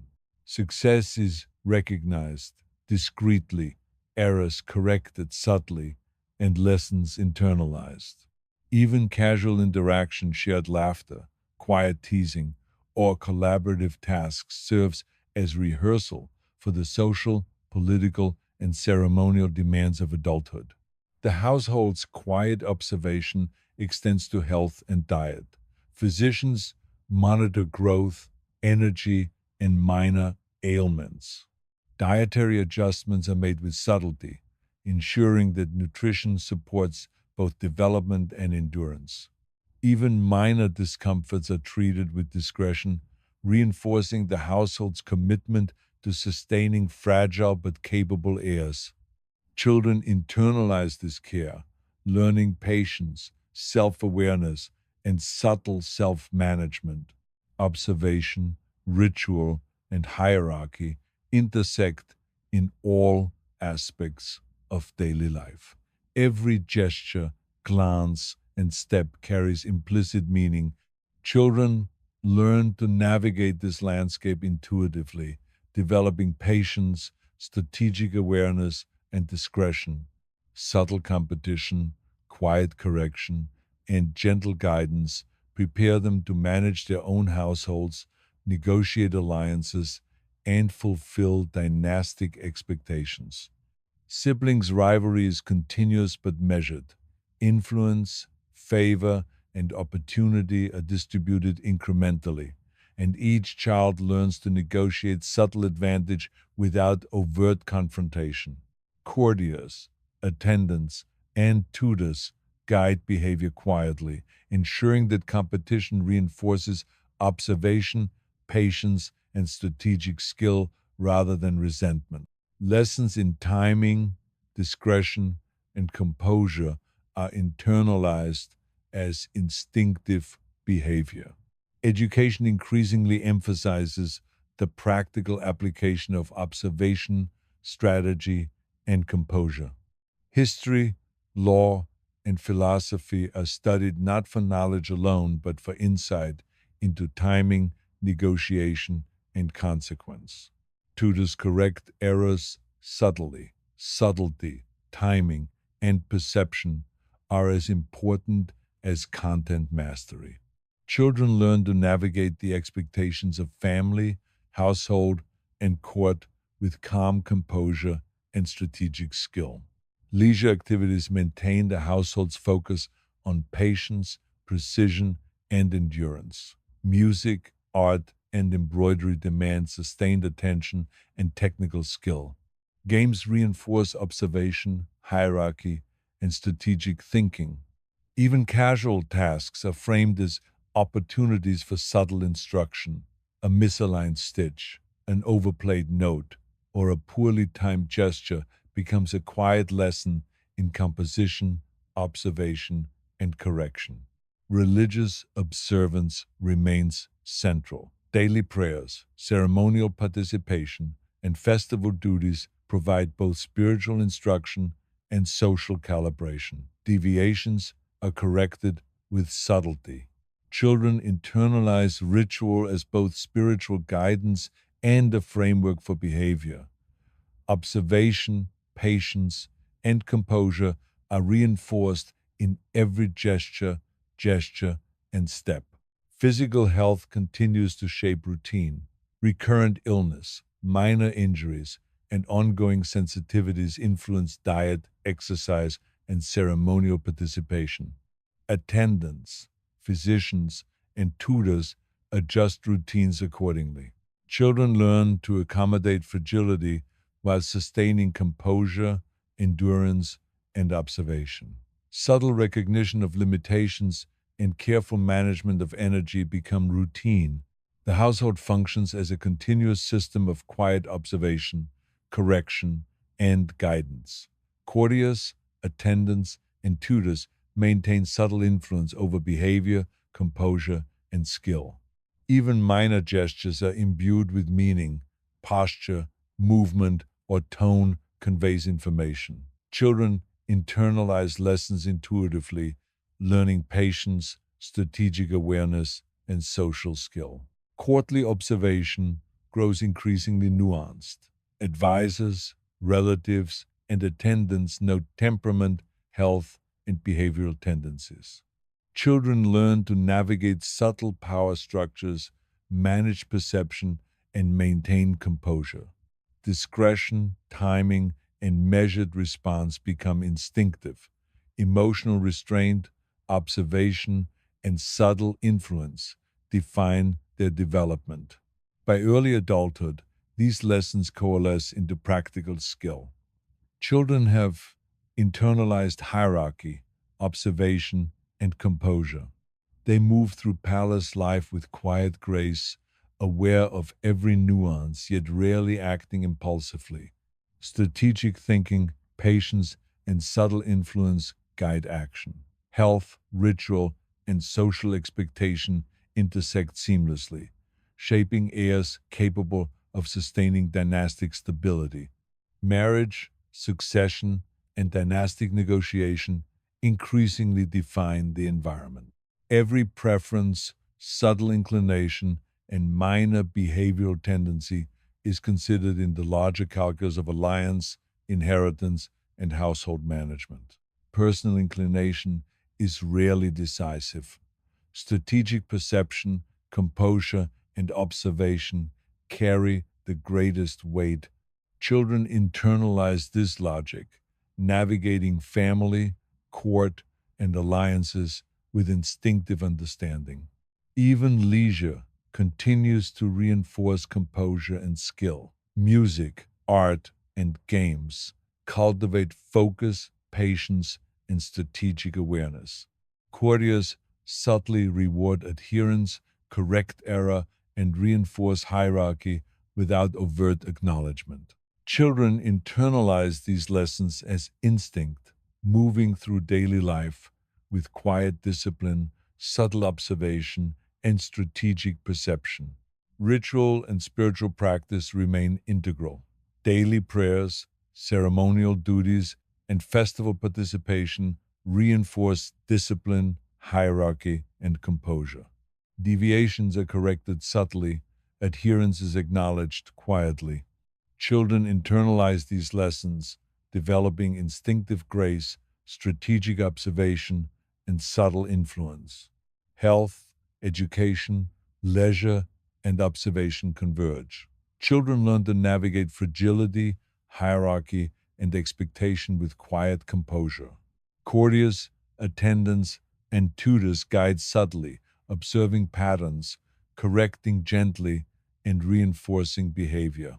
Subtle competition, strategic observation, and measured influence define development. By adulthood, children are prepared to sustain dynastic stability, navigate courtly life, and manage their own households with quiet skill and composure. As these children cross into the threshold of adulthood, the palace itself seems to expand around them, though the essential rhythms remain consistent: observation, adjustment, and the quiet management of expectations. Their mornings are punctuated not by urgency, but by deliberate pacing. Breakfast is taken in measured silence or with subdued conversation, each gesture noted by unseen eyes.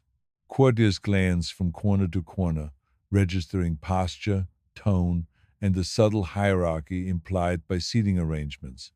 Even minor errors, a slightly crooked cup, a misaligned napkin, a fleeting hesitation can ripple into a lesson about attention, timing, and perception. The children absorb this passively, almost subconsciously, understanding that every movement carries significance. Training in rhetoric and diplomacy intensifies. Tutors no longer simply explain the past or recite philosophy.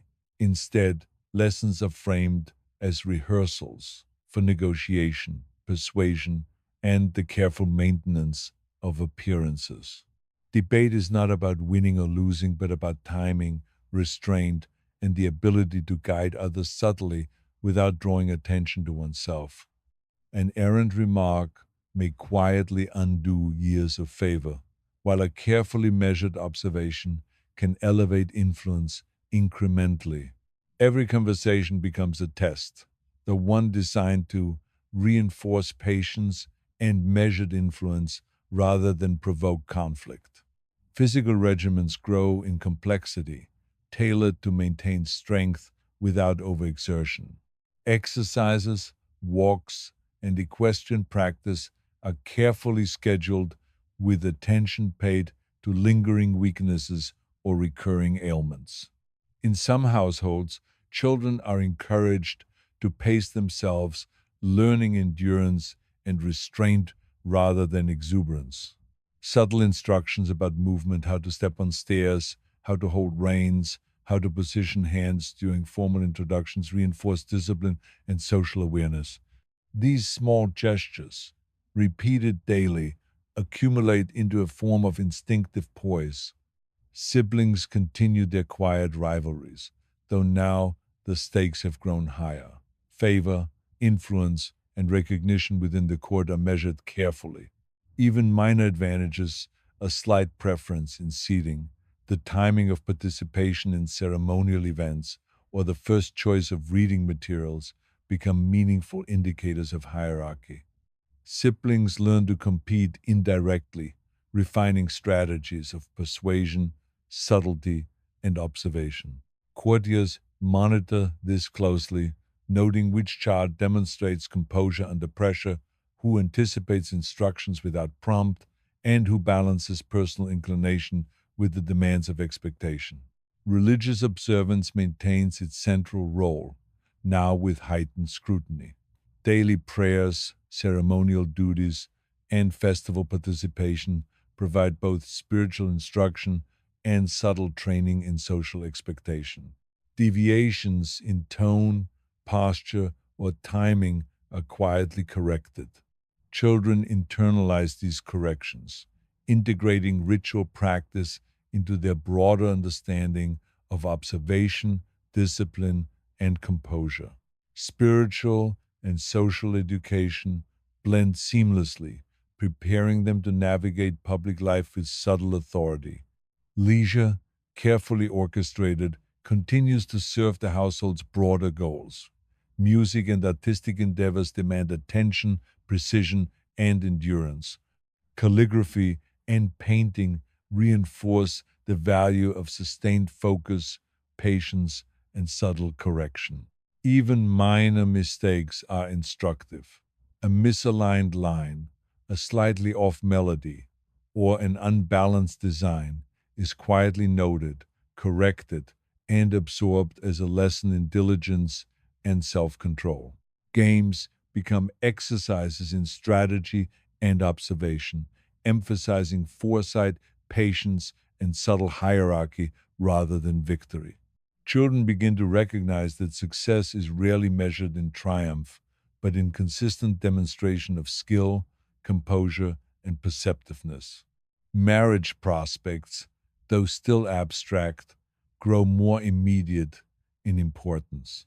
Family advisors, distant relatives, and court officials observe behaviors, noting temperament, health, and inclination. Physical fragility, minor ailments, and subtle emotional tendencies are cataloged and considered alongside social, economic, and political factors. Children internalize the awareness that personal preference is secondary to dynastic necessity, that composure, strategic observation, and patience outweigh impulsive desire. Every action, gesture, or conversation contributes to a quiet assessment of suitability, though children perceive it less consciously and more as an ambient pressure that subtly guides behavior. Health remains an undercurrent of concern. Recurring illnesses, digestive sensitivities, or minor skeletal weaknesses are managed with discretion. Physicians, tutors, and attendants adjust routines, dietary intake, and ceremonial participation to preserve both physical and social composure. Children internalize these routines, learning to accommodate limitation, pace themselves, and sustain attention and social poise even under subtle strain. Every aspect of the day is framed around the integration of health, expectation, and social awareness. Observation permeates every interaction. Courtiers, tutors, and attendants monitor posture, expression, and tone, correcting subtly without overt admonishment. Siblings learn to navigate these layered dynamics, recognizing how to anticipate correction, maintain composure, and exert influence without overt action. Even minor gestures, an adjustment of a sleeve, the positioning of a hand, or a fleeting glance carry significance in the intricate web of palace life. Children internalize this observational acuity, developing an instinctive sense of timing, perception, and discretion. Education shifts from abstraction to application. History, philosophy, and law are reframed as tools for strategy and subtle influence. Tutors highlight the consequences of composure, timing, and perception rather than simply recording events. Children learn to apply theoretical knowledge to social situations, family negotiations, and ceremonial participation. Mistakes are corrected subtly, allowing for reflection, internalization, and eventual mastery. Every lesson reinforces the quiet art of influence and the maintenance of composure under observation. As adolescence matures into adulthood, siblings' relationships evolve. Rivalries remain, but now they are more calculated, subtle, and strategic. Favor is measured in incremental advantages. Precedence in ceremonial seating, access to tutors, or early participation in minor alliances. Children learn to navigate these hierarchies carefully, balancing competition with cooperation and observation with subtle influence. Courtiers, attending with quiet vigilance, reinforce these lessons indirectly, observing responses, noting tendencies, and adjusting guidance without overt interference. Leisure continues to be purposeful. Music, calligraphy, embroidery, and strategic games remain central to development. Children practice endurance, precision, and sustained attention. Subtle errors, misaligned notes, misplaced brushstrokes, or poorly calculated moves are quietly noted and corrected, reinforcing discipline, observation, and self-correction. Even social games emphasize hierarchy, perception, and anticipation rather than overt competition. Religious observance, now more elaborate, serves dual purposes: ritual, prayer, and festival. Participation reinforce spiritual understanding while providing subtle training in social expectation, timing, and composure. Minor deviations are corrected quietly, encouraging children to internalize discipline and awareness. Spiritual instruction blends seamlessly with social calibration, preparing them to navigate courtly life with subtlety and poise. Physical training evolves to maintain strength and endurance without overexertion.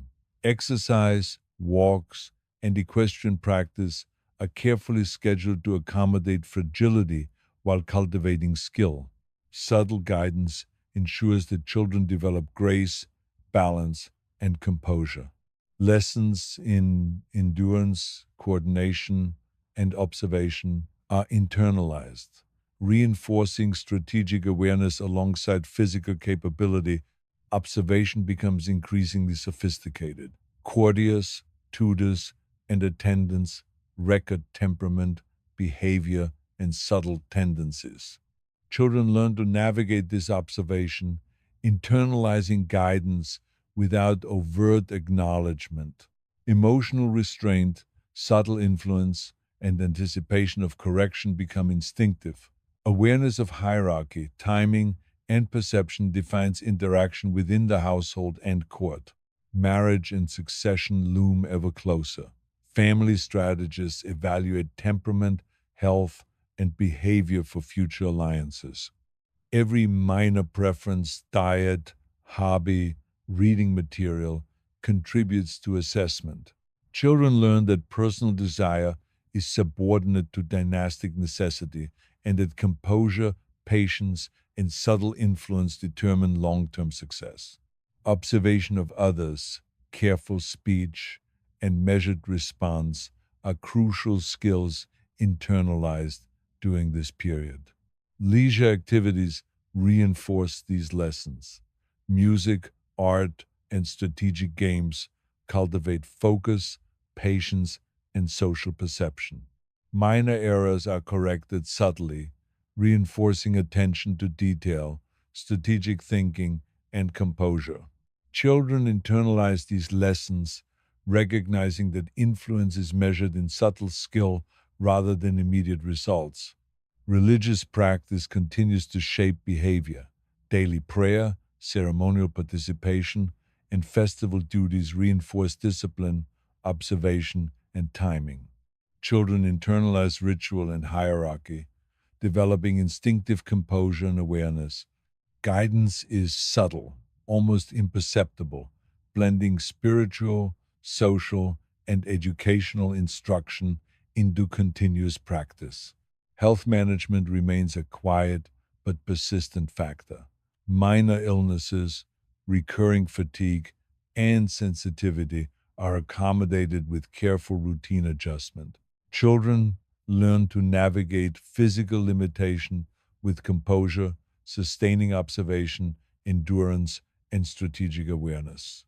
Subtle recognition of energy levels and pacing becomes instinctive, integrated into daily practice and social expectation. Education, leisure, ritual, and health converge to cultivate children capable of sustaining dynastic stability. Observation, composure, and strategic awareness are internalized. Courtiers, tutors, and attendants maintain subtle influence, guiding behavior, correcting errors discreetly, and reinforcing hierarchy without overt intervention. The household functions as a continuous system of guidance, observation, and measured correction, preparing heirs to manage both palace and family with quiet skill. Siblings continue their delicate competition, balancing cooperation with strategic advantage. Minor privileges, early access, and precedence in ceremonial life are measured indicators of status. Children navigate these nuances with observation, discretion, and subtle influence, internalizing hierarchy and timing as instinctive behavior. Courtiers guide these dynamics indirectly, reinforcing composure and strategic awareness without explicit direction. Leisure remains intertwined with education and observation. Music, art, and games reinforce endurance, precision, and strategic thinking. Children absorb lessons quietly, learning to value patience, subtlety, and composure over overt triumph. Even casual interaction is reframed as practice in timing, perception, and hierarchy. Religious and ceremonial life maintains its dual purpose. Ritual, prayer, and festivals reinforce spiritual, social, and behavioral training. Deviations are corrected subtly. Adherence is reinforced discreetly. Children internalize discipline, composure, and strategic observation, preparing for eventual management of household, court, and alliances. Physical training, health monitoring, and observation merge into an integrated daily rhythm. Children learn to sustain composure, balance physical capacity, and internalize subtle social cues. Strategic awareness, emotional restraint, and subtle influence become instinctive. Education, leisure, ritual, and health coalesce, cultivating heirs capable of sustaining dynastic stability. Observation, patience, and subtle influence are ingrained. Courtiers, tutors, and attendants operate quietly, ensuring that every gesture, glance, and step reinforces the household's expectations. Children internalize these lessons, moving through palace life with composure, discretion, and quiet skill. As these young adults move further into the routines of palace life, the subtle pressures of observation deepen. Every gesture, glance, and expression carries significance. Seating arrangements at meals, the order of arrival for ceremonies, even the timing of steps along a hallway all contribute to an unspoken hierarchy that shapes behavior. Children, now adolescents and young adults, develop instinctive awareness of these nuances. They learn to walk, speak, and react in ways that preserve composure, favor, and subtle advantage. In education, lessons shift toward application. History is no longer a sequence of events to memorize. It becomes a study of consequence and behavior. Philosophical texts are read less for insight into virtue than for understanding strategy, subtle influence, and the psychology of leadership. Tutors encourage observation of patterns, which advisors align with which factions, how favors are distributed, and how patience or haste affects outcomes. The household becomes a living laboratory, and children are the apprentices of subtlety, learning the rhythms of power in silence and small gestures. Physical training remains deliberate. Children are taught to maintain strength without excess display. Walks through the gardens, fencing practice, and equestrian lessons are exercises in composure and endurance. Courtiers observe these exercises, noting who maintains poise under fatigue, who anticipates instruction, and who balances subtle competitiveness with cooperative behavior. Even minor missteps, a lost stirrup, a miscalculated movement, or a momentary hesitation become lessons in humility, resilience, and observation. Leisure activities retain an instructive function. Music, painting, and games are practiced with precision. Every mistake is corrected quietly, and children learn to internalize these lessons without overt reprimand. Games, in particular, become studies in strategy, timing, and foresight. Winning is secondary to the demonstration of patience, composure, and subtle influence over peers and observers. Children internalize that mastery is measured in consistent control rather than immediate triumph. Siblings continue their quiet rivalries. Now the stakes are higher and the methods more refined. Precedence in ceremony, access to tutors, and minor privileges become tests of composure and subtle influence. They learn to compete without overt confrontation, understanding that perception often outweighs action. Favor is measured not in declarations but in observation. A glance from a favored courtier, a note of approval in a ledger, a subtle nod of recognition during ritual or ceremony. Children internalize these small signals, learning to interpret social nuance as instinctively as they read a text. Religious observance remains central, providing both spiritual instruction and subtle social training. Daily prayers, participation in ceremonial events, and ritualized observances are evaluated for posture, tone, and timing. Children learn to integrate spiritual attentiveness with social composure. Deviations are corrected subtly, reinforcing patience, timing, and social awareness. Spiritual practice becomes both a personal discipline and a reflection of courtly competence. Health is carefully monitored. Physicians, tutors, and attendants track minor ailments, recurring fatigue, and dietary sensitivity. Children learn to pace themselves, adapt routines, and maintain composure even under subtle strain. Awareness of personal limitation becomes a skill integrated with observation, social behavior, and endurance. Physical balance, stamina, and careful regulation of energy become tools for both personal resilience and social influence.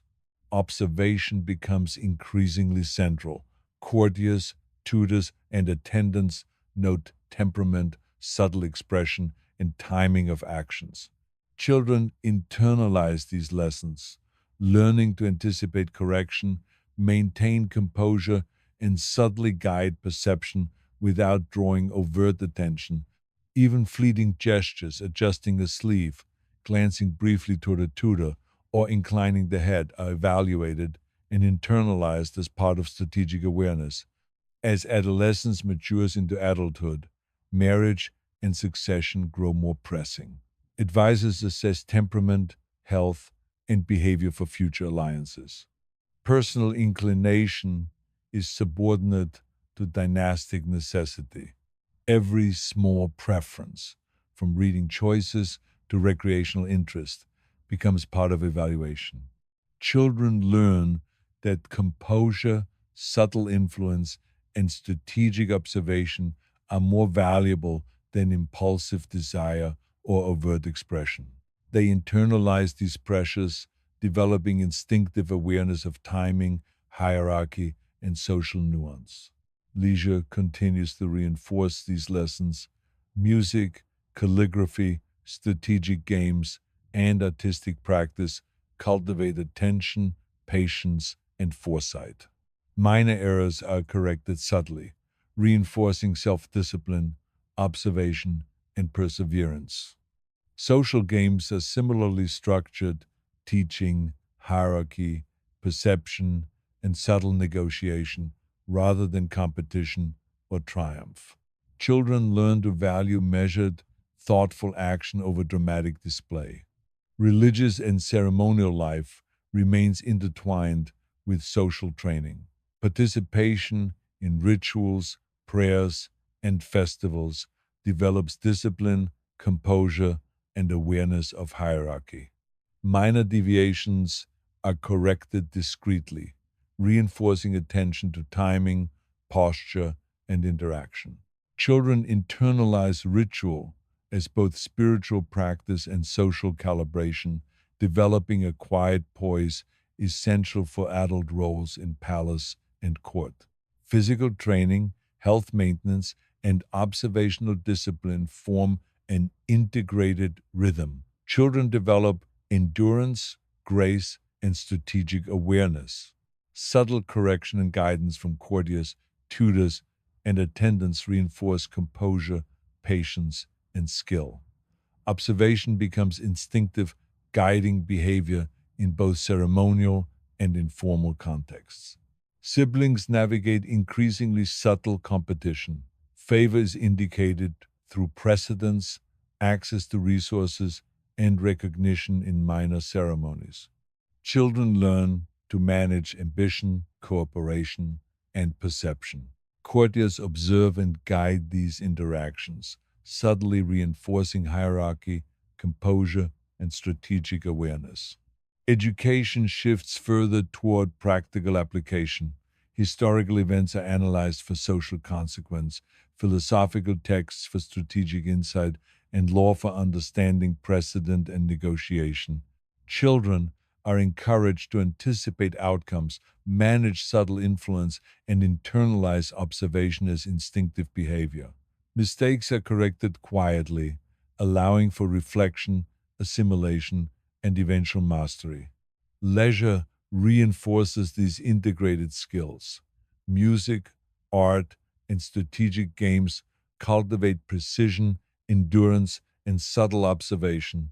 Minor missteps are corrected discreetly, reinforcing discipline, patience, and composure.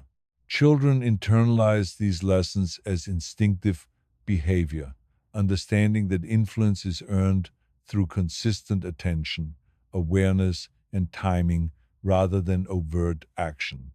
Religious observance continues to blend spiritual instruction with social training. Rituals, prayers, and festivals teach timing, posture, and composure.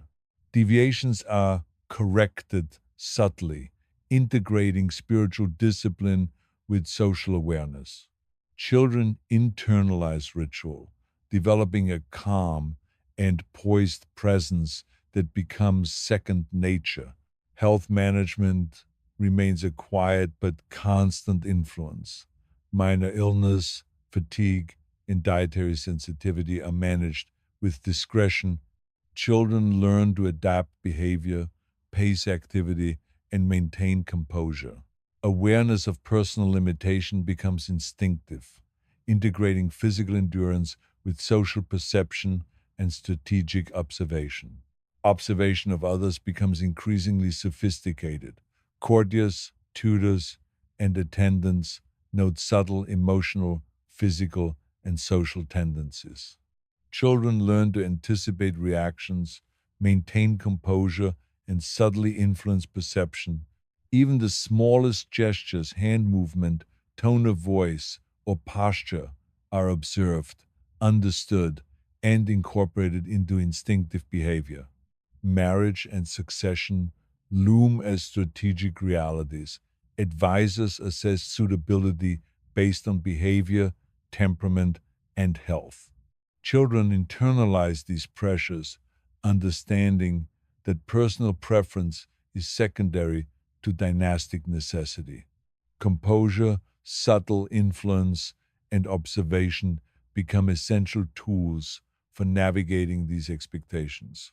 Leisure continues to integrate these lessons. Music, calligraphy, art, and games develop endurance, precision, and subtle social perception.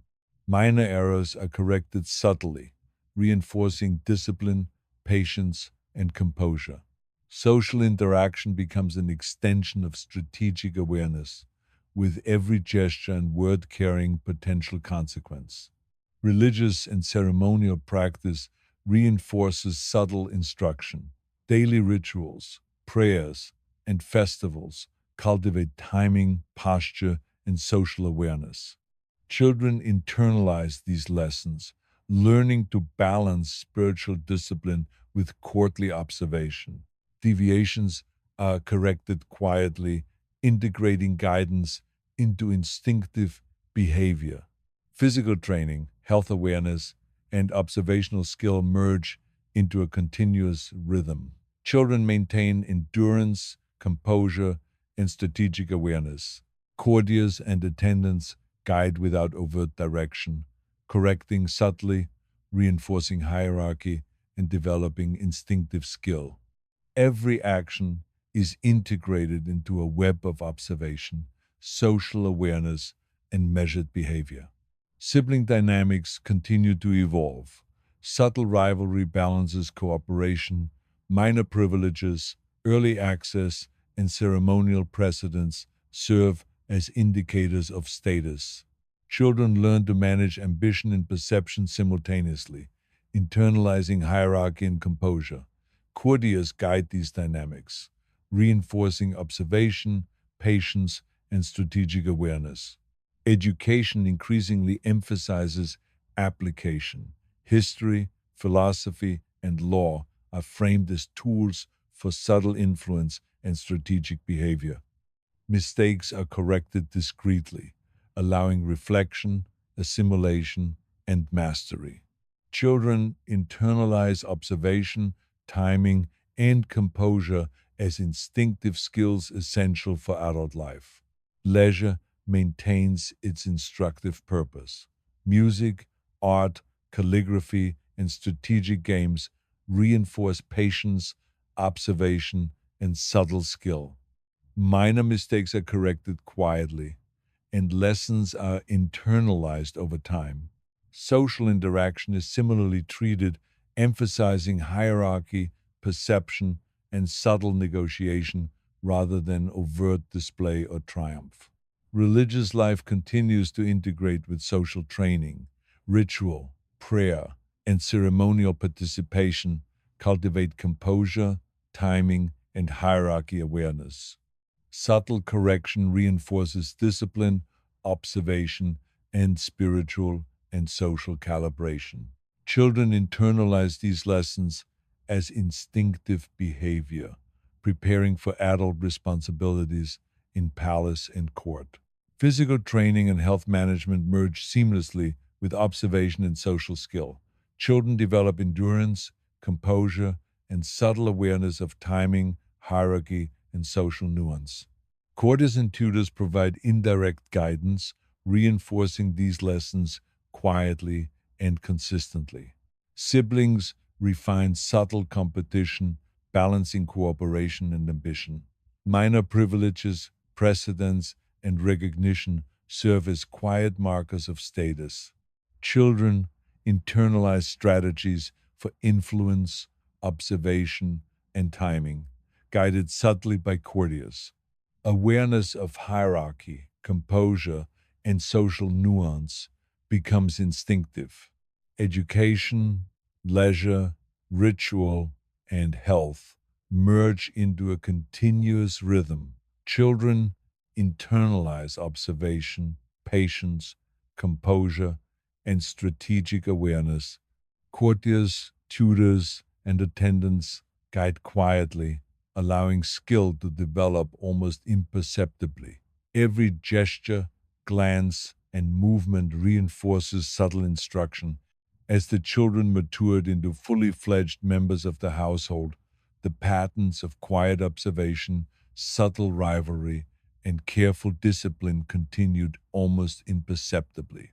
Life in the palace or manor became a rhythm, measured not by days, but by cycles of ceremony, meals, study, and ritual. The daily pace was slow, deliberate, and often uneventful, but this slow unfolding was its own kind of education. Here, ambition was honed not in loud proclamations or grand acts, but in the quiet accumulation of awareness, patience, and endurance. Every small action was a lesson in strategy: how to position oneself at the table, when to speak, when to remain silent, when to offer a gesture of respect or feign deference. These subtle calibrations defined reputation more than any battle or triumph ever could. Even the most mundane activities were saturated with instruction. The act of dressing, for instance, was layered with meaning. Attendants observed the proper placement of robes, the smoothness of hair, the alignment of ornamental clasps. Clothing was more than adornment, it was a statement of taste, composure, and awareness of social expectation. A slight misalignment might pass unnoticed by some, but the trained eye of a courtier recorded it silently, a small data point in the ongoing evaluation of character. Children learned early that mastery of the trivial was as important as mastery of the substantive. Meals were no different. Seating arrangements, serving order, the passing of dishes, and even the timing of sipping wine or tea became lessons in subtlety and attention. Conversations were measured, carefully pitched in tone and volume, and listeners were trained to notice the nuances of emphasis and implication. The words of older courtiers were studied not for their overt meaning but for the unspoken signals they carried. Children learned to listen with patience, to read the subtext, and to internalize the rhythms of social expectation. Meals became laboratories in human behavior, a silent stage on which the young learned to perform with precision. Education continued in tandem with observation. Philosophy, history, and law were no longer abstract studies. They became living tools for the analysis of character, motivation, and consequence. Lessons in rhetoric were particularly valued, not to impress an audience with flourish, but to refine the ability to present ideas subtly, to persuade without confrontation, and to navigate the tangled web of alliances and rivalries that defined courtly life. Tutors encouraged contemplation, asking students to weigh long term outcomes against immediate desire and to consider the delicate balance between action and perception. Physical training remained central. Riding, fencing, and controlled exercise built endurance, grace, and balance. But more importantly, they trained composure under scrutiny. Fatigue was a teacher, as was minor failure. Children learned that physical discipline mirrored social discipline. One's outward presentation must remain steady even when internal equilibrium is tested. Observers noted who maintained poise, who anticipated instruction, and who integrated subtle corrections into instinctive behavior. Training was silent and methodical, teaching patience as much as skill. Sibling dynamics matured along parallel lines. The quiet rivalries of childhood evolved into intricate networks of competition and subtle manipulation. Minor advantages, first choice of books, proximity to favored tutors, Early notice of ceremonial opportunities were closely monitored. Children learned to navigate these situations with patience and tact, recognizing that overt assertion often undermined advantage, while strategic subtlety yielded quiet gains. Courtiers guided these interactions, correcting misjudgments in a manner so discreet that the lessons were absorbed almost unconsciously. Religious observance intertwined with these lessons, daily prayers, ritual participation, and ceremonial duties required timing, attention, and composure. Deviations were corrected subtly, reinforcing discipline and observation. Children learned to integrate spiritual focus with social awareness, perceiving both the explicit and implicit expectations of ritual. Religious practice became a continuous exercise in patience, timing, and subtle social calibration. Health management continued as a silent but pervasive influence. Diet, minor ailments, sleep patterns, and physical exertion were monitored discreetly. Children learned to regulate energy, to adapt to fatigue, and to maintain composure despite discomfort. Awareness of personal limitations became a strategic tool, guiding behavior to preserve advantage, maintain perception, and support social interaction. Physical resilience and social skill were inseparable, each reinforcing the other in continuous practice. Observation of others became second nature. Children noted gestures, inflections, posture, and timing with an almost imperceptible acuity. Subtle shifts in mood, emphasis, or proximity were understood instinctively as signals of alliance, disfavor, or opportunity. Courtiers and tutors reinforced these observational skills with discreet correction, fostering an instinctive awareness that guided behavior without conscious deliberation. By adulthood, this skill was as reflexive as breathing. Marriage and succession remained omnipresent but quiet pressures. Advisors monitored health, temperament, and composure, evaluating suitability for alliances or inheritances. Children learned that personal preference was secondary to duty, and that influence was exercised most effectively through subtlety rather than force. Favor was earned in minor gestures, in careful listening, and in the quiet demonstration of restraint. Every action, however trivial it seemed, was part of a larger calculus of social positioning. Leisure, once simple play, continued to reinforce these lessons. Music, painting, calligraphy, and strategic games honed attention, patience, and social perception. Minor errors were corrected subtly, allowing assimilation without embarrassment or confrontation. Games of strategy, in particular, became mirrors of social life. A move might seem small, inconsequential even, but its implications were far reaching. Children learned to think several steps ahead, to anticipate responses, and to balance ambition with cooperation. The rhythm of life, education, observation, leisure, ritual, training, health, and sibling dynamics formed a continuous overlapping pattern. Each element reinforced the others, cultivating endurance, composure, subtlety, and strategic awareness.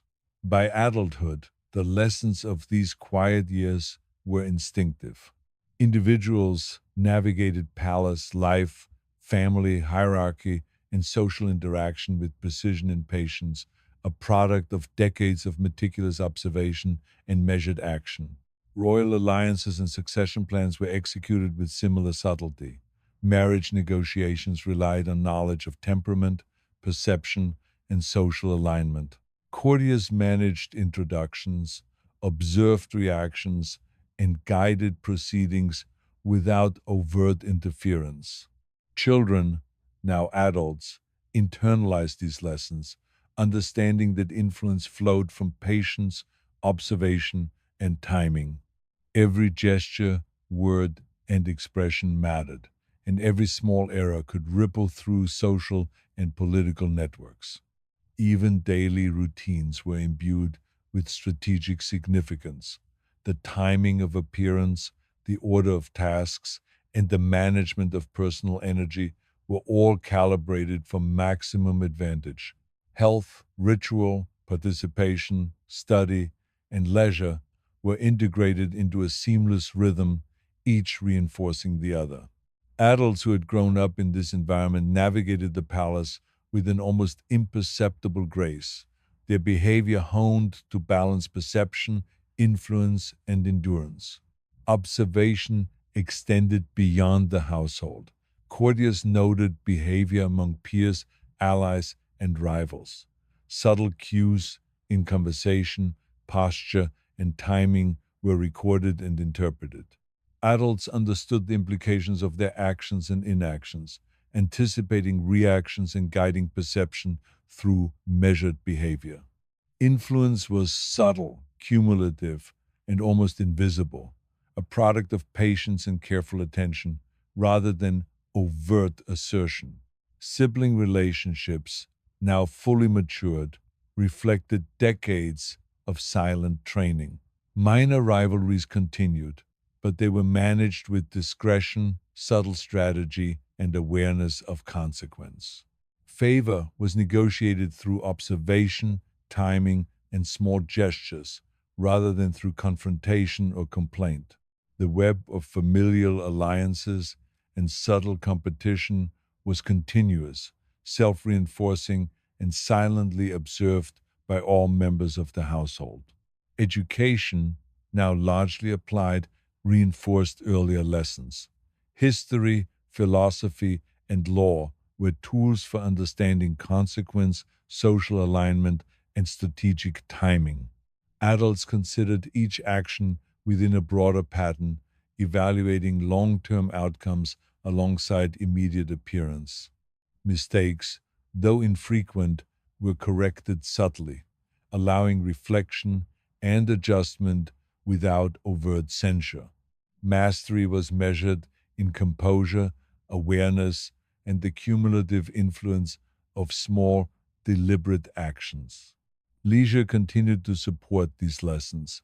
Music, art, strategic games, and physical exercise provided both cultivation and observation. Errors were corrected discreetly.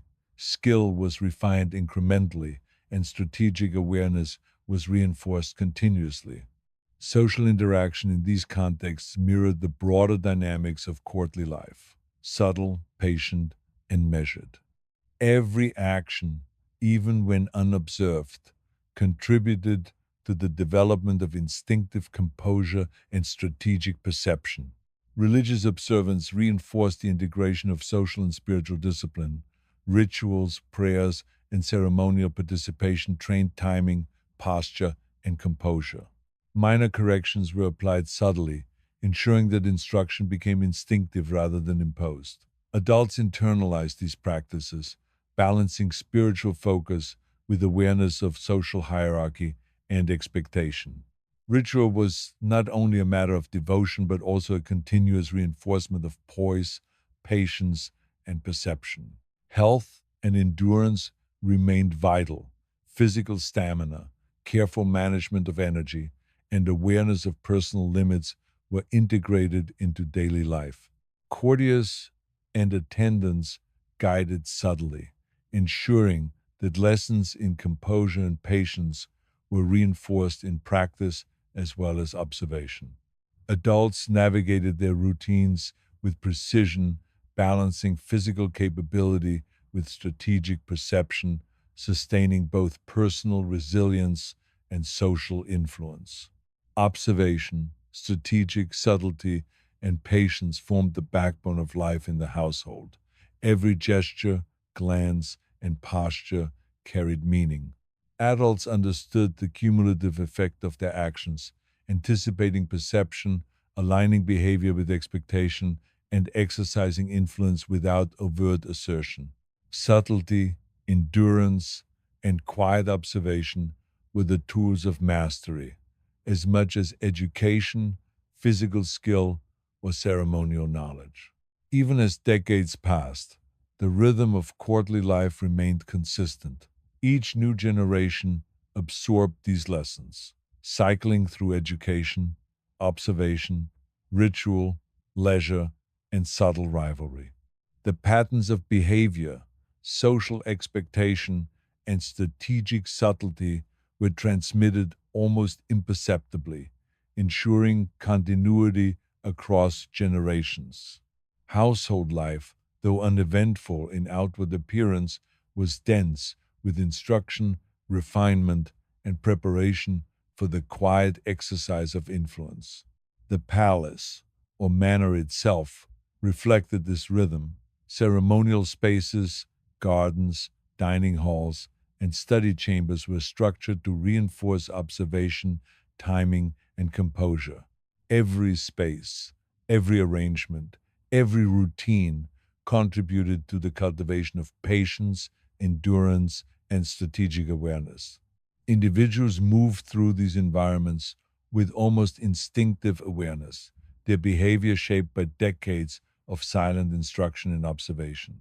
Marriage, succession, and social alignment were quietly navigated through these learned skills. Influence was exercised subtly. Preference and advantage were cultivated through observation and patience, and missteps were absorbed or corrected discreetly. Adults understood that the accumulation of subtle advantage, guided by perception and timing, was far more powerful than any display of ambition or force. Leisure, ritual, education, physical training, and observation remained intertwined throughout life. Adults continued to refine skills learned in childhood, internalizing the rhythms of social interaction, strategic influence, and composure. Subtle correction, discreet guidance, and patient observation ensured that lessons were reinforced continuously without confrontation or overt instruction. Even in moments of apparent stillness during a meal, a walk through the gardens, or quiet reading, the dynamics of courtly life continued to unfold. Observation, awareness, and subtle influence operated constantly, silently shaping relationships, alliances, and social positioning. Adults internalized these rhythms so thoroughly that behavior became instinctive, yet always measured, composed, and aligned with expectation. Thus, life in the palace or manor was defined by quiet endurance, subtle observation, and patient refinement. Every gesture, action, and interaction carried meaning, reinforcing a continuum of education, ritual, leisure, and strategic awareness. Generations passed in this slow, deliberate rhythm, each absorbing the lessons of subtlety, patience, and composure. And in this quiet accumulation of skill, observation, and endurance, the household preserved its continuity. Influence was exercised without display, advantage was gained through patience, and the rhythms of life ensured that even the smallest gestures carried consequence. The palace, the family, and the household moved forward in this delicate balance, sustained by the unspoken, cumulative mastery of generations. In the end, the lessons of these long years were simple but profound. Observation, composure, subtlety, endurance, and patience formed the foundation of influence and survival. The quiet rivalries, the measured instruction, the careful management of health, ritual, and leisure all contributed to a life of controlled awareness and strategic presence. Even in apparent stillness, the household was a laboratory of learning, shaping the minds, bodies, and behavior of generations. And so the palace life continued, a slow, deliberate rhythm of education, observation, ritual, and social calibration. The patterns of behavior, subtle influence, and patient mastery persisted through decades, ensuring that the household remained resilient, coherent, and subtly powerful. Every gesture, glance, and moment carried significance, and the accumulation of these small, deliberate actions defined the quiet grandeur of life within the household.